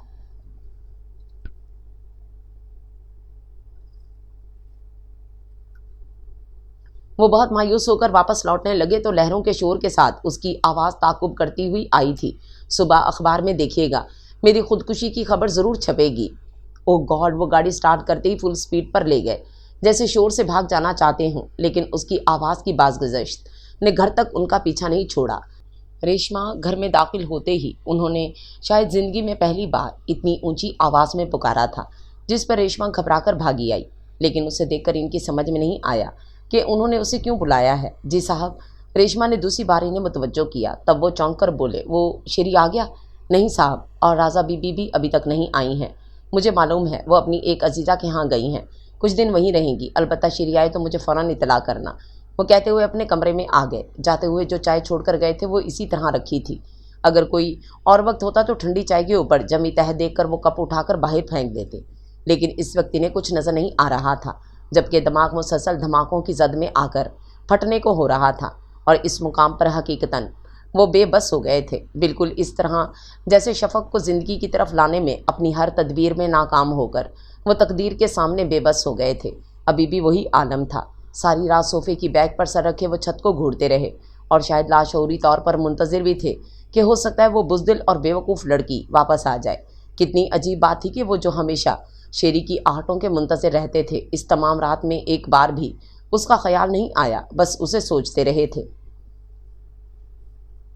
जब सुबह का उजाला फैल गया तब उन्होंने खुद को सहारा देकर खड़ा किया, क्योंकि तमाम रात एक ही जाविये से बैठे रहने के बाद सारा बदन अकड़ गया था। कुछ देर बाद हाथ पांव झटकने के बाद वो कमरे से निकल कर आए तो लाउंज में मामूल के मुताबिक ट्रॉली पर में चाय के साथ अखबार पर नज़र पड़ते ही उनके आसाब तन गए। सुबह अखबार में देखिएगा, मेरी खुदकुशी की खबर ज़रूर छपेगी। उन्होंने एक बार ज़ोर से सर झटका, जैसे उसकी बात को झुटला रहे हों, लेकिन शायद झुटला नहीं पाए थे। जब भी पहले अखबार उठाया और वहीं खड़े होकर देखने लगे। इस किस्म की खबरें अमूमन आखिरी सफ़े पर मिलती हैं, जिस पर नज़रें दौड़ाते हुए इन्हें अपना दिल डूबता हुआ महसूस हुआ। छोटी छोटी सुर्खियों में कहीं खुदकुशी की खबर नहीं थी। उसके बावजूद अखबार उनके हाथों में कांपने लगा। बमुश्किल खुद पर काबू पाकर वो दोबारा तरतीब से सुर्खियों पर नज़र दौड़ाने लगे कि एक सुर्खी ने उनके पैरों तले से ज़मीन खींच ली थी। वो खुदकुशी की नहीं, हादसे की खबर थी, जिसकी तफसील में लिखा था कि शहर यार राजी नशे की हालत में ड्राइव कर रहे थे और हादसे की सूरत में वो और उनकी साथी लड़की मौका पर ही हलाक हो गए। शेरी वो बच्चों की तरह फूट फूट कर रोए थे। अभी शेरी की ताज़ियत के लिए आने वालों का सिलसिला जारी था कि मामा भी रुखसत हो गईं। इन्हें बरसहा बरस की बीमारी ने नहीं तोड़ा था, लेकिन जवान बेटे की मौत का सदमा चंद दिनों में इनकी जान ले गया। और वो ज़िंदा रहने के सारे बहाने खोकर भी ज़िंदा थे, क्योंकि इस लड़की की तरह नादान नहीं थे जो अपने हाथों से अपनी ज़िंदगी का खात्मा कर देते। जानते थे कि जब तक ज़िंदगी है जीना है। अलबत्ता ऊपर वाले से शाकी ज़रूर थे, जिसने इनके लिए कुछ छोड़ा ही नहीं था। और इस घर से तो इन्हें अब वहशत होने लगी थी, जिसका चप्पा चप्पा अपने मकीनों को पुकारता लगता था। किसी कोने से शफक हंसती हुई निकलती थी, कहीं पापा की आवाज़ गूंजती, मामा की खामोश नज़रें थीं, शेरी के शोख खनकते हुए कह के, और वो जो थोड़ा अरसा यहाँ रही थी वो भी अपने नक्श छोड़ गई थी। कितने जालिम थे वो सब जो इन्हें तन्हा कर गए थे। पूरे 2 माह बाद उन्होंने गुज़िश्ता रूटीन के मुताबिक सुबह लॉन में कदम रखा था कि हर तरफ वो फूल तोड़ती नजर आने लगी। ये आपके लिए। वो रोज़ाना गुलदस्ते में से एक फूल निकाल कर उन्हें देना नहीं भूलती थी, और इस वक्त उन्होंने बेअख्तियार हाथ आगे बढ़ाया था और अपनी इस हरकत का इन्हें एहसास भी नहीं हुआ। यूं ही गुमसुम खड़े थे कि अकब में कदमों की आवाज़ पर चौंक कर पलटे, और एनी को देखकर इनकी आंखें ज़रा सी यूं सिमटी थी जैसे उसके साथ इन्हें कोई बात याद आई हो। कैसे हो? एनी ने जैसे बोलने में एहतियात की थी, کہ کہیں خاموشی میں اس کی آواز دور تک نہ سنی جائے۔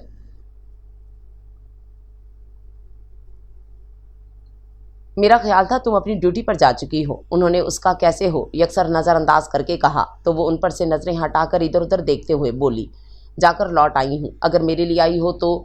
نہیں راضی، کچھ غلط نہیں سوچنا، اینی نے فوراً ٹوک دیا، پھر قدرے توقف سے کہنے لگی، میں تمہارے لیے آئی ہوں کیونکہ مجھے احساس تھا کہ ایسے وقت میں دوست کو تنہا نہیں چھوڑنا چاہیے۔ گو کہ تم اچھے دوست نہیں ہو، لیکن میں ہمیشہ فیئر رہی ہوں، تم اگر میری دوستی پر شبہ کرو گے تو مجھے دکھ ہوگا۔ تمہیں وضاحت نہ کرنی پڑتی اگر جو میری پوری بات سن لیتی۔ وہ اسے بیٹھنے کا اشارہ کر کے بیٹھتے ہوئے کہنے لگے، میں یہ کہہ رہا تھا کہ اگر میرے لیے آئی ہو تو شکریہ، جھوٹ بھی بولنے لگے ہو۔ خیر، وہ ٹرے اپنی طرف کھینچ کر چائے بنانے لگی تو وہ کچھ دیر خاموشی سے اسے دیکھتے رہے، پھر پوچھنے لگے، کتنے دنوں کے لیے آئی ہو؟ ابھی تو صرف 3 دن کے لیے آئی ہوں، البتہ اگلے مہینے لمبی چھٹی پر آؤں گی، اس نے بتانے کے ساتھ چائے کا کپ ان کی طرف بڑھا دیا، جسے لیتے ہی انہوں نے ہونٹوں سے لگا لیا اور 2-3 سپ لینے کے بعد کہنے لگے، میں یہ گھر چھوڑ رہا ہوں، اگلی بار جب تم آؤ گی تو میں یہاں نہیں ملوں گا۔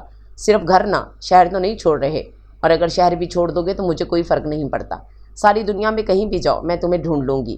اینی کے ہلکے پھلکے انداز کے باوجود ان کی پیشانی سکڑ گئی۔ کیوں؟ میں نے تمہیں بتایا تو تھا کہ مجھے کبھی کبھی خود کو اذیت دینا اچھا لگتا ہے۔ خیر یہ بتاؤ، تمہارا کہیں جنگلوں میں بسیرا کرنے کا ارادہ تو نہیں ہے؟ وہ کیا ہے کہ ایک کٹیا بنا کر درویشوں کی طرح۔ شٹ اپ اینی، تم اگر میرے لیے کوئی اچھی بات نہیں سوچ سکتی تو پلیز تنہا چھوڑ دو، انہوں نے بہت ضبط سے کہا تو وہ کندھے اچکا کر بولی، تمہارے لیے اچھی بات یہ ہے کہ تم فوراً سے پیشتر شادی کر لو، گھر بدلنے یا شہر چھوڑنے سے کچھ نہیں ہوگا، یہاں بھی تنہا ہو وہاں بھی تنہا ہوگے، جبکہ تمہیں ایک ساتھی کی ضرورت ہے جو تمہارے دکھ شیئر کر سکے۔ آخر کب تک کہ تم اس حقیقت سے انکار کرتے رہو گے؟ بوڑھے ہو جاؤ گے راضی تو کوئی پوچھے گا بھی نہیں۔ اچھا، وہ طنزیہ ہنسے، اور تمہارا اپنے بارے میں کیا خیال ہے؟ مجھے پوچھنے والے بہت ہیں، ماں باپ، اور اگر خدا نہ خواستہ وہ نہیں رہے تو بھائی بھابھیاں، ان کے بچے، پھر بہنیں بھی، گو کہ اپنے گھروں کی ہیں پھر بھی میرا خیال رکھتی ہیں، اور مجھے سب ایک ساتھ چھوڑ گئے۔ انہوں نے تلخی سے ہونٹ بھینچے تھے۔ ہاں، اینی نے ہاں کی صورت گہری سانس کھینچی تھی۔ کتنا عجیب سا لگتا ہے راضی، سب ایک ساتھ چلے گئے۔ رضا، شیری، ماما، سنو، رضا کو کیا ہوا تھا؟ وہ تو ابھی بہت کم عمر تھی، بس اس کی کم عمری ہی اسے لے ڈوبی، بلکہ اس کے ساتھ سب کو۔ اگر وہ سمجھدار ہوتی تو نہ خود جاتی نہ کسی کو جانے دیتی۔ انہوں نے کچھ بے دھیانی میں کہا تو اینی چونک کر بولی، کیا مطلب؟ مطلب یہ کہ اب ہمیں کسی اور موضوع پر بات کرنی چاہیے، یا چلو پہلے ناشتہ کر لیں۔ وہ بہت سنبھل کر اٹھ کھڑے ہوئے۔ پھر کتنے بہت سارے دن گزر گئے۔ اینی تیسرے دن ہی چلی گئی تھی، اور ان کا نئے گھر کی سیٹنگ اور اس میں شفٹ ہونے تک کا دھیان بٹا رہا۔ اس کے بعد جب وہی معمولات شروع ہوئے تو انہیں احساس ہوا کہ اینی ٹھیک کہتی تھی، وہ گھر بدلیں یا شہر چھوڑیں، رہیں گے تنہا، یعنی کوئی فرق نہیں پڑا تھا۔ وہی تنہائیاں تھیں جن میں یادوں کے ناگ پھن پھیلائے انہیں کی طرف لپکتے تھے، اکثر ساری رات آنکھوں میں کٹ جاتی، اور دن میں خود کو مصروف رکھنے کی ہر کوشش ناکام ہو جاتی۔ اس حقیقت کو تسلیم کرنا پڑا کہ زندگی یوں نہیں گزر سکتی، کوئی ہمدم ہم نوا ہونا چاہیے، اور انہیں پہلا خیال اینی کا آیا۔ لیکن اس کے ساتھ ہی اس کی بات یاد آئی تھی، مجھے لگتا ہے راضی کسی دن اچانک ٹھوکر سے تمہارا سارا غرور چکنا چور ہو جائے گا، پھر تم جھولی پھیلا کر رحم کی بھیک مانگتے نظر آؤ گے، اور میں دعا کرتی ہوں جس سے تم رحم کی بھیک مانگو وہ تمہاری طرح ظالم ہو۔ اس کے ساتھ ہی انہوں نے اس کا خیال جھٹکنے کی کوشش کی، لیکن وہ جو اب تک اپنا آپ نہیں منوا سکی تھی، اس مقام پر جانے کیسے ان کی ہر سوچ پر حاوی ہو رہی تھی، شاید اس لیے کہ وہ اس موقع پر ان کے پاس موجود ہوتی تھی جب وہ کسی اچھے دوست کی اشد ضرورت محسوس کرتے تھے، پھر اس کے ساتھ ان کی انڈرسٹینڈنگ بھی تھی جسے وہ نظر انداز نہیں کر پا رہے تھے، اور اس کے ساتھ انہیں اپنا غرور بھی بے حد عزیز تھا، اس لیے کافی دن انہیں سوچنے میں لگ گئے۔ اس کے بعد بھی اینی کے پاس یوں گئے تھے جیسے اس پر احسان کر رہے ہوں، بہت ظلم کر لیا میں نے تم پر، سوچتا ہوں اب بس کروں، تھک گئے ہو؟ وہ ہنسی، نہیں، مجھے تمہارا خیال آیا، تم تھک گئی ہوگی، وہ کہہ کر فوراً بات بدل گئے، تم بھی چھٹی پر آئی ہو، اور کتنا عرصہ رہوگی؟ بس اب تو 10 دن رہ گئے میری چھٹی ختم ہونے میں، اس نے بتایا تو وہ قدرے رک کر بولے، اور اگر میں کہوں ہمیشہ کی چھٹی لے لو، یعنی چھوڑ دو جاب، تو میں تمہاری بات نہیں مانوں گی۔ وہ فوراً بولی تھی، کیوں؟ کیونکہ میں ایگریمنٹ کر چکی ہوں، زندگی بھر کا ایگریمنٹ۔ وہ اٹھ کر دوسرے کمرے میں چلی گئی، کچھ دیر بعد واپس آئی تو اس کے ہاتھ میں سفید رنگ کا لفافہ تھا، ان کی طرف بڑھا کر بولی، یہ میرا ایگریمنٹ ہے۔ انہوں نے نہ سمجھنے والے انداز میں لفافہ کھول کر اپنی طرح کا کوئی کاغذ نکالنا چاہا، لیکن جگمگاتا ہوا شادی کا کارڈ ہاتھ میں آ گیا، جس پر ایک نظر ڈالنے کے بعد انہوں نے اسے دیکھا تو وہ مسکرا کر بولی، میری لمبی چھٹی اسی سلسلے میں تھی، بہت دنوں سے میں تمہارے پاس آنے کا سوچ رہی تھی، لیکن کیا کروں، وقت ہی نہیں ملتا، اصل میں ساری شاپنگ میں خود ہی کر رہی ہوں۔ क्योंकि इस मामले में किसी पर भरोसा नहीं करती। खैर तुम शादी में तो आओगे ना? उन्होंने यूं ही इस्बात में सर हिला दिया था। अरे मैंने तुमसे चाय का तो पूछा ही नहीं। एक मिनट, अभी लेकर आती हूँ। नहीं, चाय रहने दो, उन्होंने रोक दिया। फिर अपनी बात रखने की खातिर कहने लगे, मैं भी तुम्हें यही मशवरा देने वाला था कि जॉब छोड़कर घर बसाओ। और तुम पर मेरे मशवरे का कोई असर नहीं हुआ। वो अचानक इन्हें खोजती हुई नज़रों से देखने लगी। सोचूंगा, वो उठ खड़े हुए। तो जा कहाँ रहे हो? कुछ देर रुको, डैडी आने वाले हैं, इनसे मिलकर जाना। फिर सही, बल्कि तुम्हारी शादी में मुलाकात हो जाएगी। ओके। वो मुस्कुराकर दरवाजे की तरफ बढ़े तो वो इनके पीछे चलती हुई बाहर तक आ गई। और जैसे ही उन्होंने गाड़ी का दरवाज़ा खोला, पुकार कर कहने लगी, राजी, शायद तुम्हें याद हो एक बार मैंने कहा था कि हम अक्सर इस प्लेटफॉर्म पर मिलेंगे जहाँ से तुम्हारी रवानगी होगी और मेरी आमद। मुझे लगता है आज कुछ उलट हो गया है ना? यही हकीकत थी, लेकिन इस मुकाम पर उनके लिए एतराफ़ करना मुमकिन नहीं था और कोशिश के बावजूद नफ़ी भी सर नहीं हिला सके। बस एक नज़र उसे देखकर गाड़ी में बैठे और फ़ौरन स्टार्ट करके गाड़ी आगे बढ़ा दी। कुछ अजीब सी कैफियत हो रही थी इनकी। यूँ लग रहा था जैसे अब ज़िंदगी उनसे इंतकाम ले रही हो, लेकिन वो इस बात को तस्लीम नहीं कर रहे थे। इसके बरअक्स खुद को ये कहकर बहलाने लगे कि इनके दिल में एनी के लिए कभी कोई नरम गोशा था ही नहीं, और उसी के बार बार टोकने से आज वो उसके पास चले आए थे। वरना इन्हें क्या कमी थी? और कमी तो वाकई नहीं थी, लेकिन दिल की बढ़ती हुई वैरानी जाने क्या कह रही थी, जिससे नज़रें चुराकर उन्होंने गाड़ी घर के मुखालिफ रास्ते पर डाल दी थी। ये सरीहन फरार था और शायद ज़िंदगी में पहली बार वो हक़ाइक़ से दूर भाग रहे थे। कितनी देर मुख्तलिफ सड़कों पर बेमकसद गाड़ी दौड़ाते रहे। जब सुरमई शाम के आंचल पर इक्का दुक्का सितारे चमकने लगे, तब घर का ख्याल आते ही उन्होंने राउंड अबाउट से गाड़ी वापसी के रास्ते पर डाली थी कि फुटपाथ पर तेज़ कदमों से चलती लड़की को देखकर उनके जहन में झमाका हुआ था। राजा होंठों को बेआवाज़ जुम्बिश के साथ उन्होंने फ़ौरन गाड़ी रोक दी और पलटकर देखा, वो 5-6 माह के बच्चे को कंधे से लगाए तेज़ तेज़ चलती जा रही थी। वो उतरकर उसके ताक़ुब में चल पड़े। लोगों के हजूम में बार बार वो नज़रों से ओझल हो रही थी और ऐसे में उनका दिल पूरी रफ्तार से धड़कने लगता। काश वो रास्ते का ख्याल किए बगैर भागकर उसे पकड़ सकते या ऊंची आवाज़ में पुकारते। यहाँ भी वो खुद को बेबस महसूस कर रहे थे, लेकिन सारा ध्यान उसकी तरफ था। पहले वो दाईं तरफ मुड़ी, फिर रोड क्रॉस करके एक गली में दाखिल हो गई तो उसके पीछे आते हुए इन्हें लगा कि जैसे वो अपनी सतही से बहुत नीचे आ गए हों। वाकई ऐसे रास्तों पर चलने का उन्होंने कभी तसव्वुर भी नहीं किया। फिर उसे एक दरवाजे का ताला खोलते देख कर वो रुक गए और उसके अंदर जाने के कुछ देर बाद आकर दरवाजे पर दस्तक दी तो कौन की आवाज़ के साथ दरवाज़ा खुला और इन्हें देखते ही वो सहम कर पीछे हट गई। वो फ़ौरन कुछ नहीं बोले, अंदर दाखिल होकर अपने पीछे दरवाज़ा बंद किया और हैरान नज़रों से कमरे का जायज़ा लेने लगे। बाईं तरफ कोने में मिट्टी के तेल का चूल्हा रखा था, साथ कुछ बर्तन, दरमियान में एक चटाई बिछी थी। फिर दाईं तरफ दीवार के साथ लगी चारपाई पर लेटे बच्चे को देखते ही वो बेअख्तियार उसकी तरफ बढ़े थे कि वो सामने आ गई। ये मेरा बच्चा है, अगर आपने इसे हाथ भी लगाया तो मैं शोर मचाकर सारा मोहल्ला इकट्ठा कर लूँगी। Shut up! उन्होंने पूरी कुव्वत से उसके मुंह पर थप्पड़ दे मारा। फिर बढ़कर उसके बालों को मुट्ठी में जकड़ते हुए दांत पीस कर बोले, तुम्हें जिंदा देखकर मुझे जितना दुख हुआ है इतना किसी के मरने का नहीं हुआ। क्या सलूक करूं मैं तुम्हारे साथ, बताओ? मेरे बाल छोड़ें। वो तकलीफ़ की शिद्दत से रोने लगी तो उन्होंने झटका देकर उसे दूर गिराया।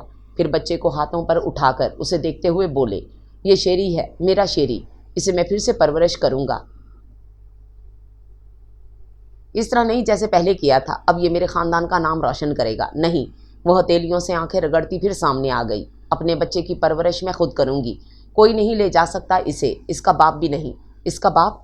उन्होंने सरता पाव से देखा, फिर जब्त से बोले, इसका बाप इसे लेने कभी नहीं आएगा, क्योंकि वो अपनी मार को मारकर मरने का शौक़ पूरा कर चुका है। नहीं नहीं राजी, आप कुछ गलत कह गए हैं। वो एकदम उनका बाजू थाम कर चिल्लाई, यही सच है। वो शायद गिरने लगे थे, जभी फ़ौरन चारपाई पर बैठ गए और वो हाथों में चेहरा छुपाकर रोने लगी।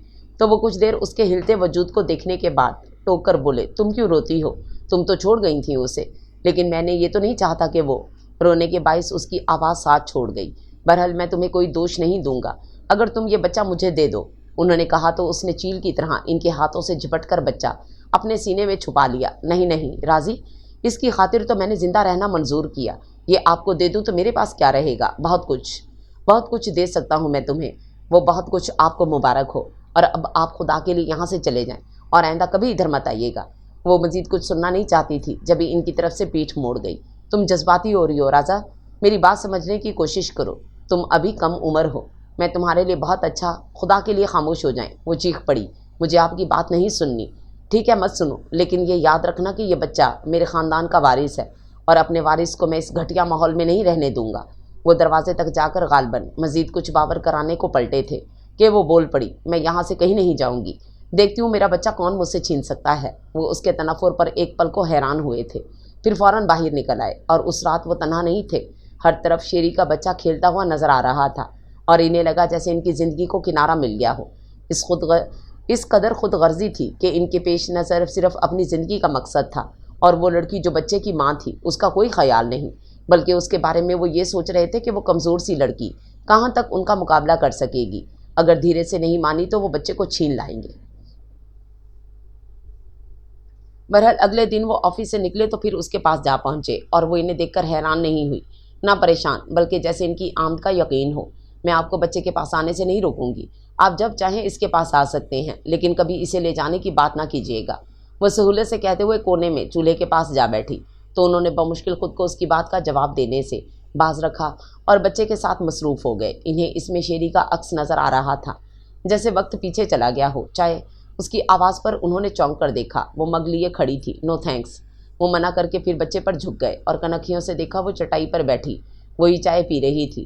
جانے کیا سوچ کر وہ سیدھے ہو بیٹھے اور بڑے غور سے اسے دیکھنے لگے۔ اس طرح کیوں دیکھ رہے ہیں؟ وہ اگر نروس ہوئی بھی تو ظاہر نہیں کیا۔ تم گھر سے باقاعدہ پلان کے تحت نکلی تھی یا کسی نے تمہیں مرنے سے بچا لیا ہے؟ انہوں نے اس کی بات انسنی کر کے پوچھا، تو وہ چائے کا کپ نیچے رکھ کر بولی، اگر باقاعدہ پلان کے تحت نکلتی تو بہت کچھ لے کر نکلتی۔ مرنے کا ارادہ تھا، مگر دوسری بار بھی آپ نے بچا لیا۔ میں نے؟ وہ حیران ہوئے۔ ہاں راضی، جب میں لہروں میں بہت دور تک نکل گئی تھی تو مجھے اچانک آپ کی بات یاد آئی تھی کہ ہر انسان کے اندر ایک آس، ایک امید زندہ رہنی چاہیے، بلکہ رہتی ہے، جو اگر حالات خراب سے خراب تر ہو جائیں۔ صورت نہیں، آس دمک رہی تھی۔ آپ کی بات یاد آنے پر میں نے اپنی زندگی کا مقصد بھی پا لیا تھا۔ پھر تم واپس گھر کیوں لوٹ نہیں آئیں؟ انہوں نے فوراً پوچھا، تو وہ نفی میں سر ہلاتی دکھ سے بولی، نہیں، میں وہاں نہیں رہ سکتی تھی، کیونکہ شیری نے مجھ پر بہت گھناؤنا الزام لگایا تھا۔ ان کے ہونٹ بھینچنے پر سر جھکا کر بولی، آئی ایم سوری، اب ساری باتوں کو بھول جانا اچھا ہے۔ میں راضی شیری کے لیے بہت روئی ہوں، اور میں نے اسے معاف بھی کر دیا۔ اگر مجھ سے کوئی غلطی ہوئی تو آپ ہی مجھے معاف کر دیں، اس بات پر بھی کہ میں اپنا بچہ آپ کو نہیں دے سکتی۔ راضا پلیز، وہ بے اختیار چارپائی سے اتر کر اس کے سامنے گھٹنے ٹیک گئے۔ سمجھنے کی کوشش کرو، اس بچے سے میرے خاندان کا نام چلے گا، صرف اسی سے کیوں؟ آپ شادی کر لیں تو نام چلانے والے اور بھی آ جائیں گے۔ اس کے اتنے آرام سے کہنے پر وہ اور بھی سلگ گئے۔ مجھے اگر شادی کرنی ہوتی تو میں بہت پہلے کرتا، اب ممکن نہیں ہے، ناممکن بھی نہیں ہے، بس یہ ہے کہ آپ ہمیشہ راجہ اندر بنے رہنا چاہتے ہیں۔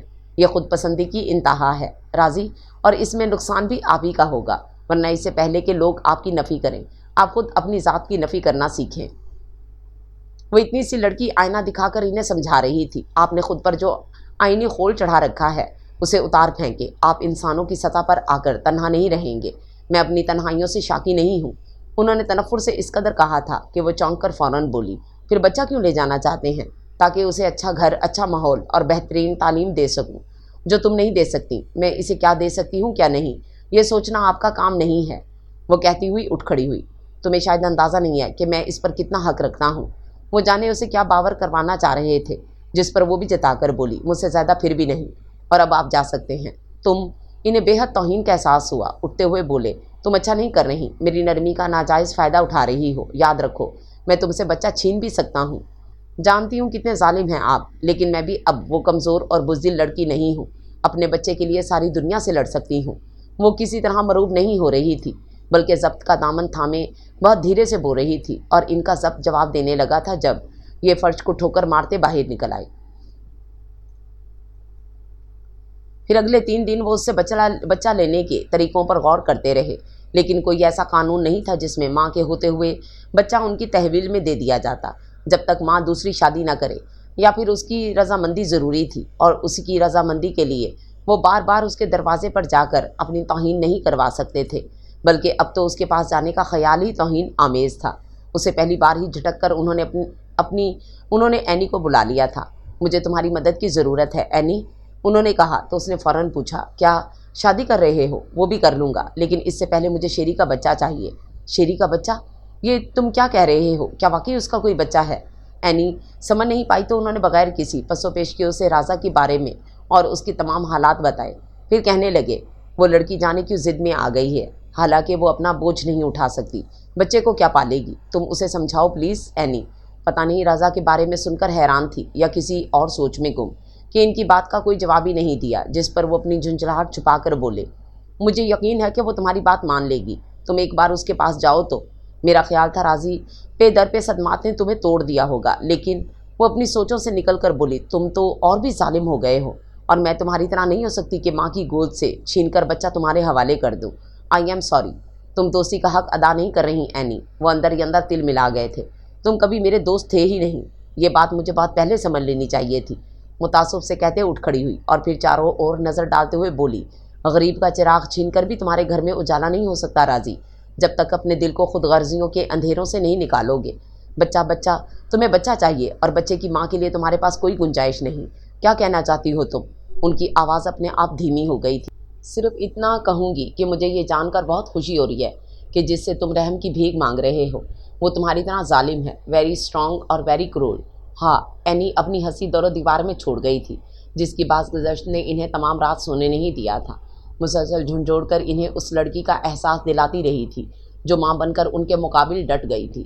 کبھی وہ عام سی بھی عام لڑکی تھی، پھر انہوں نے اسے خاص بنا کر سب سے اس کی اہمیت تسلیم کروائی تھی، اور اب وہ اپنے آپ کو خود منوا رہی تھی۔ ان کی نظروں میں اس کا ہر روپ سمانے لگا، کبھی سڑک کے بیچوں بیچ کھڑی ہوئی، کبھی لائٹر کا شعلہ جلاتی بجھاتی، کبھی گلدستے میں سے پھول نکال کر ان کی طرف بڑھاتی ہوئی، اور انہوں نے ایک بار بھی اس کا تصور جھٹکنے کی کوشش نہیں کی، شاید اس لیے کہ ان کی شخصیت پر چڑھا آہنی خول ٹوٹ چکا تھا، اور دل پر چھائے خود غرضیوں کے بادل چھٹتے ہی وہ شدت سے صبح کا اجالا کرنے کے لیے ننھے چراغ کے ساتھ اپنی ذات کا مان دے کر چراغ جلانے والی کو بھی لا سکیں، اور صبح اپنے وقت پر ہوئی تھی۔ وہ بہت عجلت میں تیار ہو کر نکلے اور سپیڈ سے گاڑی دوڑاتے ہوئے اس تک جا پہنچے تھے۔ آپ؟ وہ اتنی صبح انہیں دیکھ کر حیران اور زیادہ پریشان ہو گئی، اور وہ اتنا بے باک شخص گڑبڑا گیا تھا۔ آپ بچے کو لینے آئے ہیں؟ اس نے قدرے سہم کر بچے کو اٹھا کر سینے میں چھپا لیا تو انہوں نے بے خیالی میں اسبات میں سر ہلایا، لیکن فوراً احساس ہونے پر وہ سٹ پٹا کر بولے، نہیں، میرا مطلب ہے تمہیں، اور صرف تمہیں۔ صرف مجھے؟ اس کے الجھ کر پوچھنے پر ان کے ہونٹوں پر مسکراہٹ پھیلتی چلی گئی کہ اس کی الجھن اور آمادگی کے درمیان بس تھوڑا سا فاصلہ رہ گیا تھا، جسے سمیٹنے کے لیے انہیں بس اتنا ہی تو کہنا تھا، بچے کے ساتھ۔